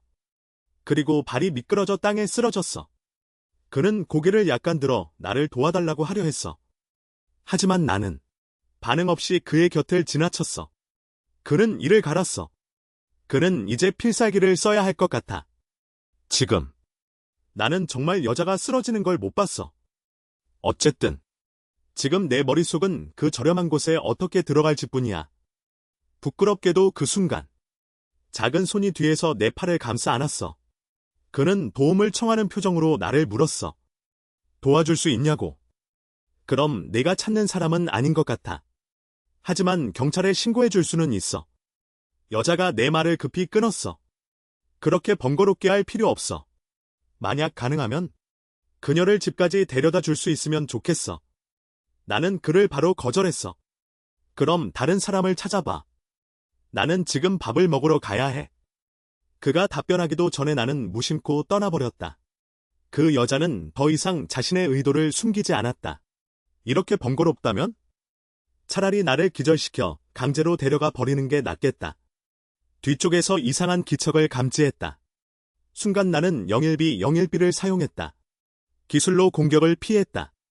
잠시 그녀를 관찰한 후 그녀의 정체를 떠올렸다. 기억이 맞다면 그는 그날 밤 정도연을 추적하던 연방 요원이었다. 그 후 나는 전화하는 척했다. 오양란의 이름을 언급했다. 순간 여자는 한기 같은 것을 느꼈다. 만약 안가의 주의를 끌면 일이 더 복잡해질 것이다. 그녀는 코로 크게 한번 코웃음을 쳤다. 그리고 빠르게 돌아서서 떠났다. 나는 조금 이해가 안 갔다.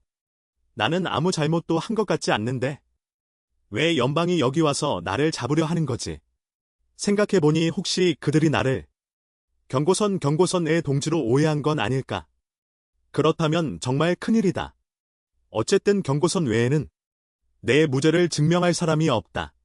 이쯤에서 나는 즉시 이연에게 전화를 걸었다. 내 설명을 듣고 이연은 대충 상황을 이해했다. 그것은 연방의 특수 조직이다.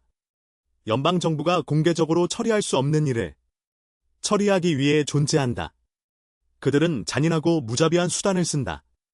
목적만 달성하면 어떤 결과라도 상관없다. 그래서 민생은 항상 악명 높다. 그래서 사냥개 자쿠라는 별명이 붙었다. 그리고 나는 그들의 수사를 피할 방법은 하나뿐이다. 서양 학원의 입학 수속을 서둘러야 한다. 서양 학원의 입학 수속을 사냥개 조직의 권한은 매우 크지만 서양 학원과 관련된 일이라면 주저할 것이다. 물론 더 안전한 방법이 있다. F는 안가의 영역이라고 할 수 있다. 내가 안가의 도움을 요청하면 상대방의 수장이 와도 함부로 행동하지 못할 것이다. 그 후 이연은 더 이상 농담하지 않았다. 마침 그는 미리 입학할 예정이었다. 서양 대학의 계획. 그럼 내 손을 함께 처리해주세요. 함께 처리해주세요. 동시에 연방특별감찰부. 그들은 지금 한 건을 조사했습니다. 안가에 대한 기밀 정보. 매우 중요한 기회 속에서 안가는 단 한 번뿐인 수정 기회를 사용했습니다. 이 명단을 나에게 양보했습니다. 그리고 상정도 선 그 노인네? 원래는 이미 오래전에 활동을 중단했습니다. 하지만 최근에 갑자기 나와 나를 만납니다. 이는 주문이라는 소년에게 큰 비밀이 숨겨져 있을 것입니다. 어느새 2날 반이 지났습니다. 지금 약속한 시간에 도착했습니다. 서양 학원에 보고했습니다. 의도한 것인지 고의적인 것인지는 모릅니다. 오양난이 나에게 배정해준 숙소. 조용한 건물 아래에 있습니다. 하지만 나는 신경 쓰지 않습니다. 학교 상점으로 먼저 갑니다. 생활용품을 구입하고 다시 말합니다. 저녁이 되었을 때 나는 몇 번이나 리셋했는지 잊었습니다. 지금까지 나는 여전히 불성부본에 대해 아무것도 모릅니다. 내가 확인할 수 있는 것은 당교와 소불사 사이에 한번 진입하면 죽는 신비한 힘이 있습니다. 죽음의 신비한 힘. 그리고 매번 예고 없이 바로 죽습니다. 주변 환경을 관찰할 기회조차 주지 않습니다. 땅에 닿지 않더라도 비행 방식으로 진입해도 이 힘에 의해 막혀 죽습니다. 정말 난감합니다. 건골 기사와 유니피도 어렵지만 그래도 몇 번이나 시도해 볼 수 있습니다. 빠르게 나는 순간적인 생각이 들었습니다. 이 상황. 전투로 해결해야 하는 보스전과 같지 않습니다. 오히려 닫힌 문과 같습니다. 특정 열쇠를 사용하지 않으면 클리어할 수 없는 문. 그래서 나는 안전하게 소불사에 진입하려면 대응하는 열쇠를 찾아야 합니다. 하지만 현재로서는 불성에서 탐색할 수 있는 곳. 여기가 바로 연못이에요. 갑자기 전에 연못에서 있었던 일을 떠올렸어요. 정화로 스킬스타를 얻었던 것 같아요. 그 후 내 눈동자가 번개처럼 빛나기 시작했어요. 이어서 입술 사이로 주문 같은 것을 중얼거렸어요. 새로운 선선 스킬을 사용했어요. 순식간에 내 몸 주변에 거대한 영역 보호막이 형성되기 시작했어요. 그 후 나는 발걸음을 내딛었어요. 작은 불사원의 경계로 들어갔어요. 순간 나는 약간 멈칫했어요. 정말 내 예상대로였어요. 불성의 기술이니까요. 작은 불사원의 효과를 면역할 수 있었어요. 하지만 다음 순간 예상치 못한 일이 일어났어요. 지금 내 원기 게이지가 순식간에 바닥났어요. 이건 작은 불사원의 효과일 거예요. 원기 소모 속도를 가속시키는 효과도 있네요. 하지만 나는 이미 전력으로 달리고 있었어요. 작은 불사원에 도착하지 못했어요. 은익 날개벌레의 기술을 사용해도 소용이 없었어요. 속도는 확실히 빨라졌어요. 하지만 2가지 상태를 유지해야 하니까 원기 소모도 더 빨라졌어요. 그럼 내 계획은 틀리지 않았어요. 스타선 성선이라는 원기 기술이 작은 불사원에 들어가는 유일한 열쇠예요. 더 높은 단계로 업그레이드해야 할 거예요. 레벨 바로 지금이죠. 이연이 나에게 전화를 했어요. 빨리 와달라고 했어요. 지금 여기서 재미있는 일이 일어나고 있대요. 도착해서. 그곳에 도착하자 나는 어이없어 했어요. 이 재미있는 일이 바로 안정이에요. 그는 3학년 양열에게 공개적으로 고백받고 있었어요. 그리고 확고하게 선언했어요. 연못 속의 거대 불시명꽃을 안정에 선물하겠다고요. 입학 선물로. 하지만 나는 이미 안가와 관계를 끊기로 했어요. 이연은 정말 일이 커져도 신경 안 쓰네요. 동시에 양열이 천천히 손을 들어 올렸어요. 다음 순간 2마리의 영리한 독수리 같은 짐승이 그의 곁에 부드럽게 내려앉았어요. 이건 명백히 전설급 반생의 반생총 번개 독수리예요. 그래서 양열이 이렇게 자신감에 차 있는 거예요. 번개 독수리의 깃털. 하지만 모든 사악한 것을 면역이라고 자랑하는 존재.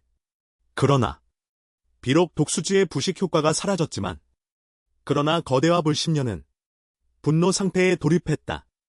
이로 인해 강력한 방어 기술을 얻었다. 지금 번개 독수리의 모든 공격 모두 막아냈다. 하지만 양열은 금방 약점을 발견했다. 이 거대화 불심녀는 내 방향의 공격만 방어할 수 있는 것 같다. 그 후 그는 명령했다. 한 마리의 번개 독수리를 아래에 남겨 거대화 불심년의 주의를 끌어. 다른 한 마리의 번개 독수리는 이 기회를 틈타 위에서 공격했다. 처음엔 내 생각도 양열과 비슷했다. 하지만 금방 거대와 불신년이 설치한 함정의 가능성이 높다고 깨달았다. 하지만 이미 내 경고는 늦었다. 그 순간 기회를 노려 기습을 시도한 범계 독수리가 눈 깜짝할 사이에 거대와 불신년에게 꾸짖는 소리와 함께 삼켜졌다. 이 광경에 모두는 넋을 잃었다. 생각지도 못했어. 전설급 반생의 반려동물도 한 방에 죽는 게 당연했다. 다행히 그들은 방금 무모하게 시험해보지 않았다. 그렇지 않았다면 큰 손실을 입었을 것이다. 양렬은 지금도 이런 결과가 될 줄은 몰랐다. 그 후 그는 서둘러 남은 범계 독수리를 소환했다. 이제야 거대와 불신년을 죽이지 못했고 오히려 모두의 앞에서 체면을 잃었다. 그 순간 안정이 갑자기 내 앞에 나타났다. 그는 나에게 물었다. 확신이 있나요? 이 거대와 불신년을 죽일 수 있나요? 방금 전에 양렬의 행동을 막으려는 내 의도를 눈치챘기 때문이다. 이는 내가 거대와 불신년에 대해 조사했을 거라는 뜻이다. 거대와 불신년의 실제. 나도 거대와 불신년을 죽일 수 있을지 확신은 없다. 거대와 불신년을 게임에서도 아직 해내지 못했으니까.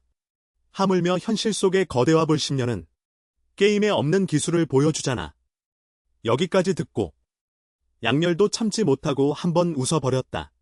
그조차도 해내지 못한 일. 우리 같은 신입생. 이런 허황된 꿈을 꾸지 말자. 그 말을 듣고 이현은 태연하게 다가왔다. 바로 이 실력이 있으니 꿈을 꾸는 거야. 어떤 사람처럼. 시험 때 도구처럼 쓰인 사람.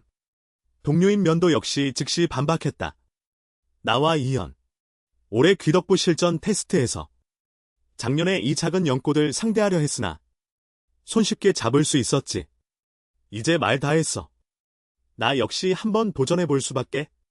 게임 속에서는 내가 화자 불시면을 이길 수 없지만 하지만 쌓아온 경험과 이현을 더하면 면도 세 사람의 합리적인 상황에서는 특히 이현. 손에 전설급 반생충 2마리를 가지고 있으니까 계산해보면 간신히 승산이 있네. 하지만 지금 문제가 있어. 어떻게 염치에 들어갈지? 쿠브 개미만으로는 분명히 안 될 거야. 문헌 면도가 희히 웃으며 말했다. 이 일은 그에게 맡겨. 말하며 그는 손을 들어 거대한 반생수를 소환했다. 반태극의 용비거. 극강의 방어력을 지녔지만 공격 능력은 없어.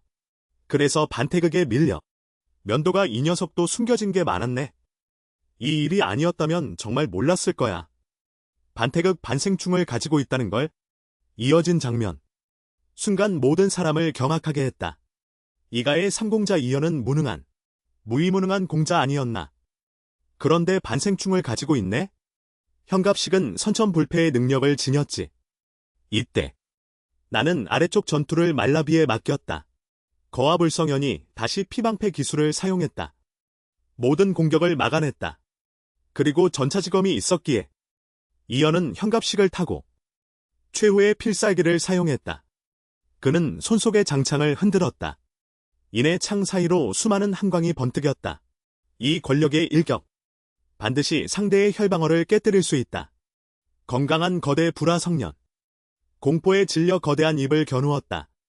곧 찔러올 창끝을 우레 같은 굉음과 함께 거대 불화성년의 몸이 점차 부패하기 시작했다. 그러나 예상치 못한 것은 연심리에 오히려 개구리가 숨겨져 있었다. 그리고 그가 이어서 내뿜은 음파 공격. 바로 리언을 강제로 현갑식 상태에서 탈출시켰다. 상황을 보고 나는 원기를 사용했다. 바로 대력신권. 이어오는 음파 공격에 휘둘렀다. 면도에게 리언을 받아달라고 했다. 그 개구리는 내가 맡을게. 잠시 후 개구리는 완전히 진흙으로 녹아내렸다. 그러나 면도는 그대로 서 있었다. 리언이 하늘에서 떨어지는 걸 보고만 있었다. 다행히 나는 빠르게 반응했다. 갑자기 손을 뻗었다. 리언이 연못에 빠지려는 몸을 단단히 잡았다. 이 장면. 면도의 침착한 표정은 순식간에 무너졌다. 그는 예상치 못했다. 내 손에 비행할 수 있는 반생충이 또 있었다. 리언은 갑자기 강하게 한 주먹을 그의 얼굴 앞으로 힘차게 날렸다. 며칠 못 본 사이에 그의 손에 갑자기 반생충이 생겼다. 태극의 반생충. 원래 그는 이미 리피모에게 매수당했군. 어쨌든 그는 우리들이 완전히 거대 불화 성년을 죽이게 내버려두지 않을 것이다. 거대 불화 성년이 말하며 그의 눈에는 살기가 번뜩였다. 갑자기 뒤의 땅을 부수었다. 이 위기적인 순간에 안정. 주저하지 않고 손바닥에 여권을 꺼냈다. 기술 등 숙소로 돌아간 후 리언은 풀이 죽은 표정이었다. 이내 그는 나에게 리피와 무 사이의 원한을 털어놓았다. 처음부터. 이언은 처음부터 이 마음도 없었다. 가주 자리를 노리려 하지 않았다. 반면 이비모는 항상 가족의 후계자로 키워왔다. 하지만 이 일이 발생하기 전까지 모두가 아는 것처럼 생물은 명확한 계급이 있다. 그리고 등급이 높아질수록 상위와 하위의 격차는 점점 커진다. 평범한 수준에서 신화 수준까지 각 등급 사이에는 넘을 수 없는 실력 격차가 있다. 그래서 신화급 생물을 죽이려 하면 거의 불가능하다. 고서에 기록되어 있다. 연방의 첫 6명의 사가급 영웅이 3일 동안 신화급 생물을 제압할 수 있었다. 하지만 이는 거대한 거짓말이었다. 절대적인 실력인 신화급 앞에서는 사가 6명은커녕 수천 수만 명이라도 신화급을 이길 수 없다. 하지만 6영웅이 신화급을 이길 수 있던 진짜 이유는 그들이 신화급 반생체도 가지고 있었기 때문이다. 신화급 반생체. 여기까지 듣고 나는 좀 혼란스러워졌다. 이 말에는 명확한 논리적 오류가 있다. 신화급 생물을 죽이지 않고 어떻게 신화급 반생체를 얻을 수 있었을까? 그 외에 신탁이 있기 때문이다. 누군가 6영웅에게 신화 생물의 유년체를 주었다. 그 배우는 바로 연방정부였다. 그들은 6영웅을 관리하는 최고 부서를 설립했다. 이 부서는 정된 인간을 배치하는 6영웅과 같은 자격을 얻기 위한 이현은 네가 다음 가주가 되도록 선택되지는 않았지만 다음 가주. 하지만 네가에게 신탁 자격의 첫 번째 후계자로 지정되었다. 두 번째 후계자인 이비모는 이 자격을 얻으려면 단 한 가지 가능성이 있다. 첫 번째 후계자인 이현을 이 세계에서 완전히 사라져버려. 어느새 다음 날이 되었다. 나는 여전히 게임의 보스를 열심히 공략하고 있었다. 어젯밤에 이현이 나에게 말해서 이비모는 정의감에 불타는 성격이야. 그리고 나는 여러 번 이현을 도와줬어. 아마도 그는 나를 눈의 가시로 보고 있을 거야. 그래서 나도 더 강해져야 해. 하지만 실력이 높아질수록 리니피는 음식 소비가 점점 많아졌어. 지금 내 저축은 거의 다 반생을 사는 데 썼다. 하지만 그래도 그는 여전히 항상 배고픈 상태야. 동시에 나는 이현과 함께 거대 불시면을 처치하는 영상이 학교 게시판에 올라왔어. 영상을 자세히 본 후 모두 아쉬워했어. 만약 면도가 마지막에 그 땅을 무너뜨리지 않았다면 아마도 우리는 연화의 핵을 파괴할 수 있었을 거야. 이 영상은 금방 연방특별조사팀에 알려졌어. 그들은 더 깊은 것을 발견했어. 비록 겉보기에는 내가 내내 권력 보조에 의존한 것처럼 보였지만 하지만 핵심은 내가 독수리 개구리를 처리할 때 경고도 없이 한 방에 처치했어. 하지만 많은 사람들이 한 가지를 간과했어. 바로 그 한 방을 원기술의 흔적이 없었어. 그렇다면 한 가지 가능성이 있어. 내가 분명히 수련한 게 육안으로 볼 수 없는 초월 원기술이야. 내가 귀덕부에 참가했을 때 실전 테스트 상태를 보면 내가 분명히 고환이라는 하급 원기술을 수련했어. 하지만 지금 자세히 보면 그 특징이 완전히 사라졌어. 설령 안가가 초월급 원기술을 준다 해도 내가 며칠 전에 오양난과 처음 만났는데 그래서 짧은 시간에 익힐 수 있을 것 같아. 안가를 제외할 수 있어. 그 경고만 남긴 그 노인네. 이 부분까지 생각하니 그들은 나에게 경고를 붙여버리기로 결정했어. 먼저 동당이라는 죄명을, 그리고 연방의 강제 체포를 신청했어. 이렇게 하면 서양 학원의 보호가 있어도 나를 바로 체포할 수 있어. 오늘은 뭐든 내 입에서 뭔가 알아내야 해. 다만 안가 쪽의 동향이 걱정돼. 전에 말한 중요한 기회, 사실은 안가가 신수 자격을 첫 번째 순위 상속자로 내 이름으로 바꿨어. 이쪽은 안정이 다시 나에게 2달 반 안에 그 사일결을 익히라고 했어. 나를 빨리 전설급에 들어서고 싶어서. 그리고 그에게 제대로 싸워보라고. 그의 마음속에는 여전히 불만이 남아있어. 왜 오양난이 그의 신수 자격을 취소했는지. 하지만 나는 전혀 몰랐어. 다만 안정에게 말하기는 어려워. 사일결을 익힐 수 없는 이유. 어쨌든 이 정도서는 쉽게 속일 수 있는 사람이 아니야. 게다가 나는 이해하지 못해. 10살도 안 돼. 전설급에 들어선 천재. 항상 평범한 나 같은 카라에게 왜 그러는지 정말 이해가 안 돼. 나는 다시 게임 속 불성 던전을 공략했어. 생각지도 않게 손잡이만으로 거대 불시면의 반생란을 얻었어. 리언이 전에 말했어. 불시면의 반생란은 심장 기능이 있는 효과가 있다고. 하지만 지금 시스템은 일비의 상태는 여전히 배고픔이야. 그리고 12시간 이상 먹이지 않으면 그는 세계 최초의 굶어 죽은 반생충이 될 거야. 잠시 고민한 후 나는 결국 영일비에게 먹이기로 했어. 하지만 삼킨 후에도 영일비는 여전히 유년기야. 형태의 변화가 없어. 나는 매우 혼란스러워. 평범한 재료가 효과가 없는 걸까? 전설 생물의 성장에는 제한이 있나요? 하지만 전설 세트의 반생란을 얻으려면 쉬운 일이 아닙니다. 게다가 전설 세트에 빨리 진입해야 합니다. 그렇지 않으면 정말 안정이 다시 공개적으로 나를 안아주면 어떡해요. 하지만 미선정을 얻으면 이럴저럴 수련할 수 없습니다. 미선정의 진화 방법은 지금도 여전히 모릅니다. 경고선 그 노인네를 찾을 수 있다면?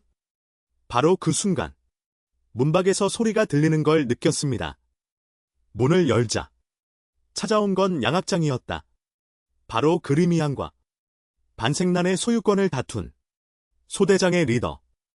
그는 일부러 와서 과거의 원한을 사과하러 왔는데 나는 이해가 안 갔어요. 그 녀석이 무슨 속셈인지 그냥 목적부터 말해줘. 이 말을 듣고 그는 나를 한 곳으로 데려갔습니다. 그곳에는 한 소대가 있었습니다. 그들은 나를 소대에 초대하려 했습니다. 거대 불시면꽃을 처치하러, 연화 핵심을 파괴하러. 나는 의아해했습니다. 왜 나를 선택했나요? 간단합니다. 그들은 꼼꼼히 불성형과의 전투 영상을 연구했습니다. 리언의 실력은 정말 뛰어났지만 내 지휘와 판단이 승리한 핵심이었다는 걸 깨달았습니다. 정확히 말하면 서양 학원 전체에서 리언 같은 고수는 부족하지 않습니다. 진짜 부족한 건 전황을 꿰뚫어 볼 수 있는 나 같은 사람입니다.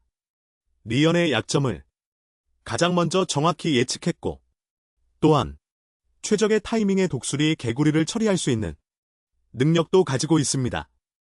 그래서 배신자가 등장하지 않았다면 이미 연화 핵심을 파괴했을 거예요. 만약 내가 협력 요청을 수락한다면 연못의 위험을 감수할 필요는 없습니다. 원거리에서 반생애를 조종의 전투를 지휘하라.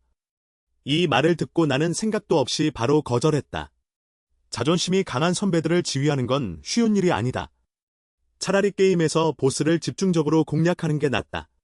어쨌든 설련의 기술은 이미 거의 파악했다.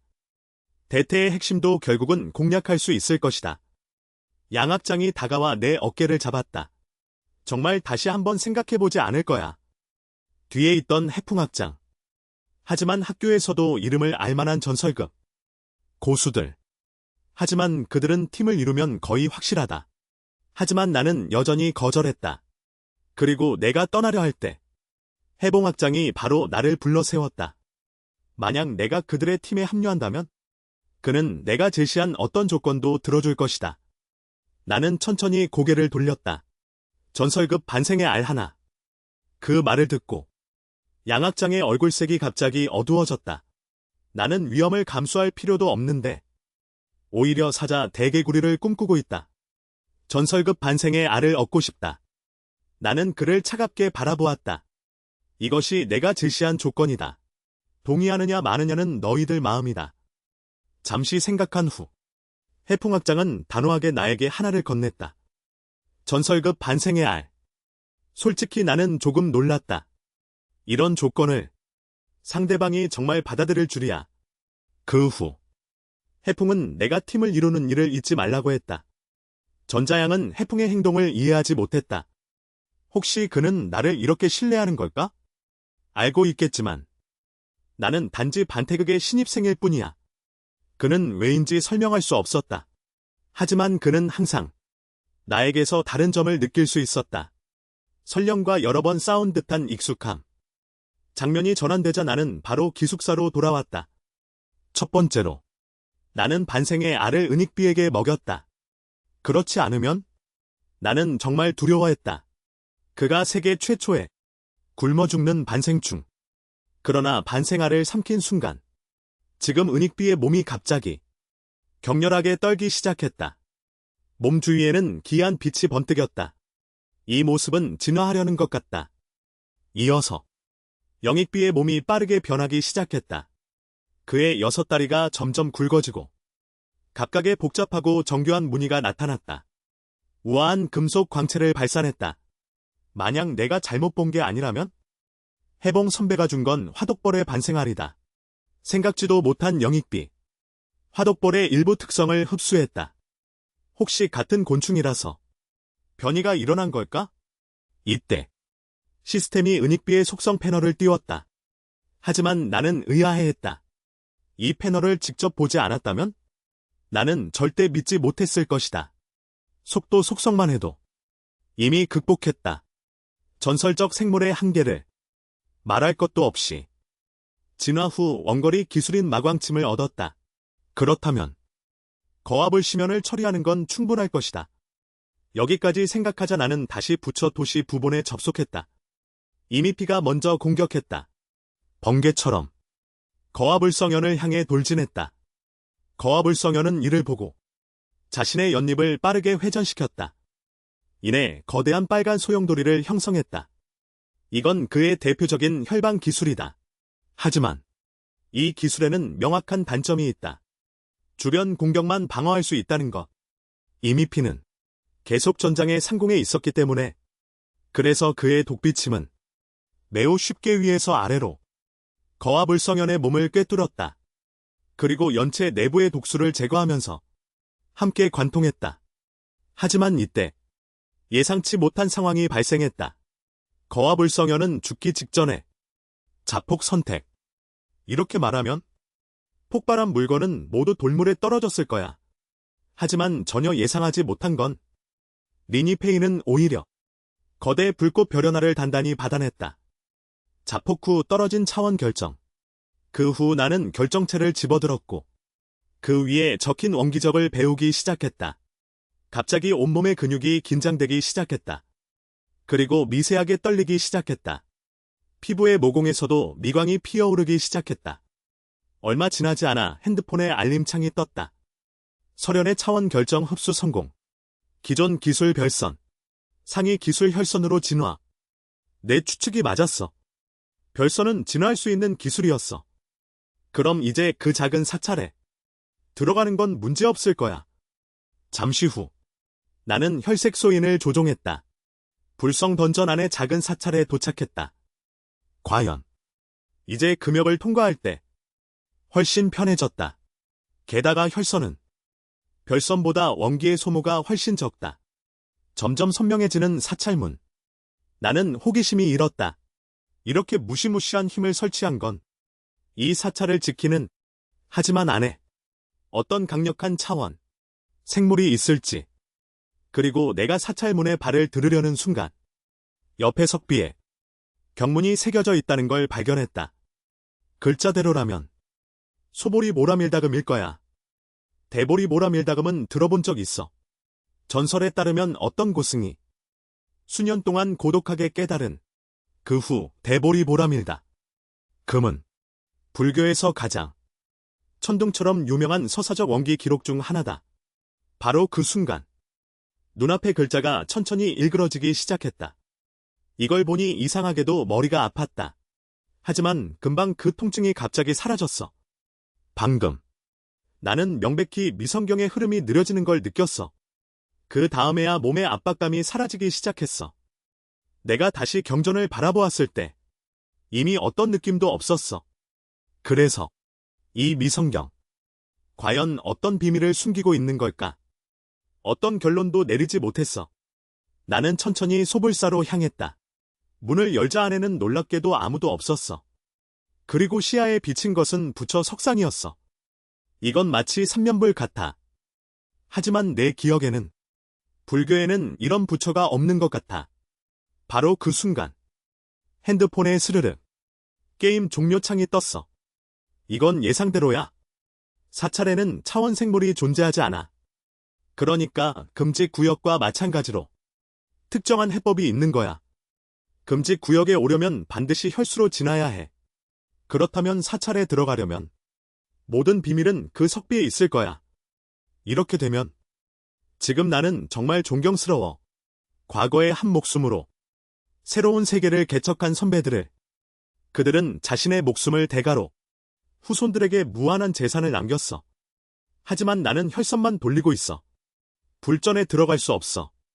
게다가 불전 안에도 차원 생물을 볼 수 없었어. 만약 해법의 열쇠가 그 석비라면 그 석비는 아마도 원기절의 문일 거야. 이 생각을 하니 나는 즉시 혈색 소인을 조종했어. 다시 불전 구역에 들어갔어.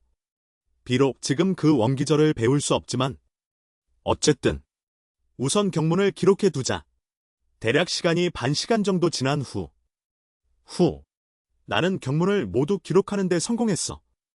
하지만 예상치 못한 건 비록 내가 적극적으로 이 소파라를 연마하지 않았어도 보리밀다금. 하지만 그는 기억에 따라 스스로 작동할 수 있었다. 정말 그 원리를 이해하기 어렵다. 일단 정신 차리고 다시 생각해 보기로 했다. 내가 깊이 잠든 사이에 내 등에 갑자기 수많은 경문이 기어올랐다. 내가 다시 깨어났을 때 나는 발견했다. 내 피부가 갑자기 변하는 것을. 이 모습에 나는 크게 놀랐다. 혹시 소파야? 보라밀다금의 손잡이 때문일까? 그래서 나는 현재 내 패널을 열었다. 수련 중인 원기작을 발견했다. 여전히 미성경이었다. 즉, 수련 중인 원기작은 바뀌지 않았다. 하지만 내 체력은 한밤 사이에 돌파했다. 10일까지. 그 후 나는 갑자기 다른 가능성을 생각했다. 어쩌면 나는 다시 원기의 흐름을 미성경으로 바꿀 수 있는 건 아닐까? 그래서 나는 아마도 두 가지 원기결을 습득한 것 같다. 미성경과 소파야 보라밀다금. 하지만 원기작 사이에는 대부분 큰 성질의 차이가 있다. 그래서 일반적으로 두 가지 원기결이 동시에 존재하기는 어렵다. 게다가 고급일수록, 복잡한 원기결일수록 공존하기 어렵다. 바로 그 순간 책상 위에 놓인 수집기가 갑자기 울렸다. 해풍 선배가 전화한 것이었다. 그들은 이미 염치에 도달했다고 말했다. 지금 당장 나를 부수러 온다고. 이 불씨면 보스를 해결하러 온다고.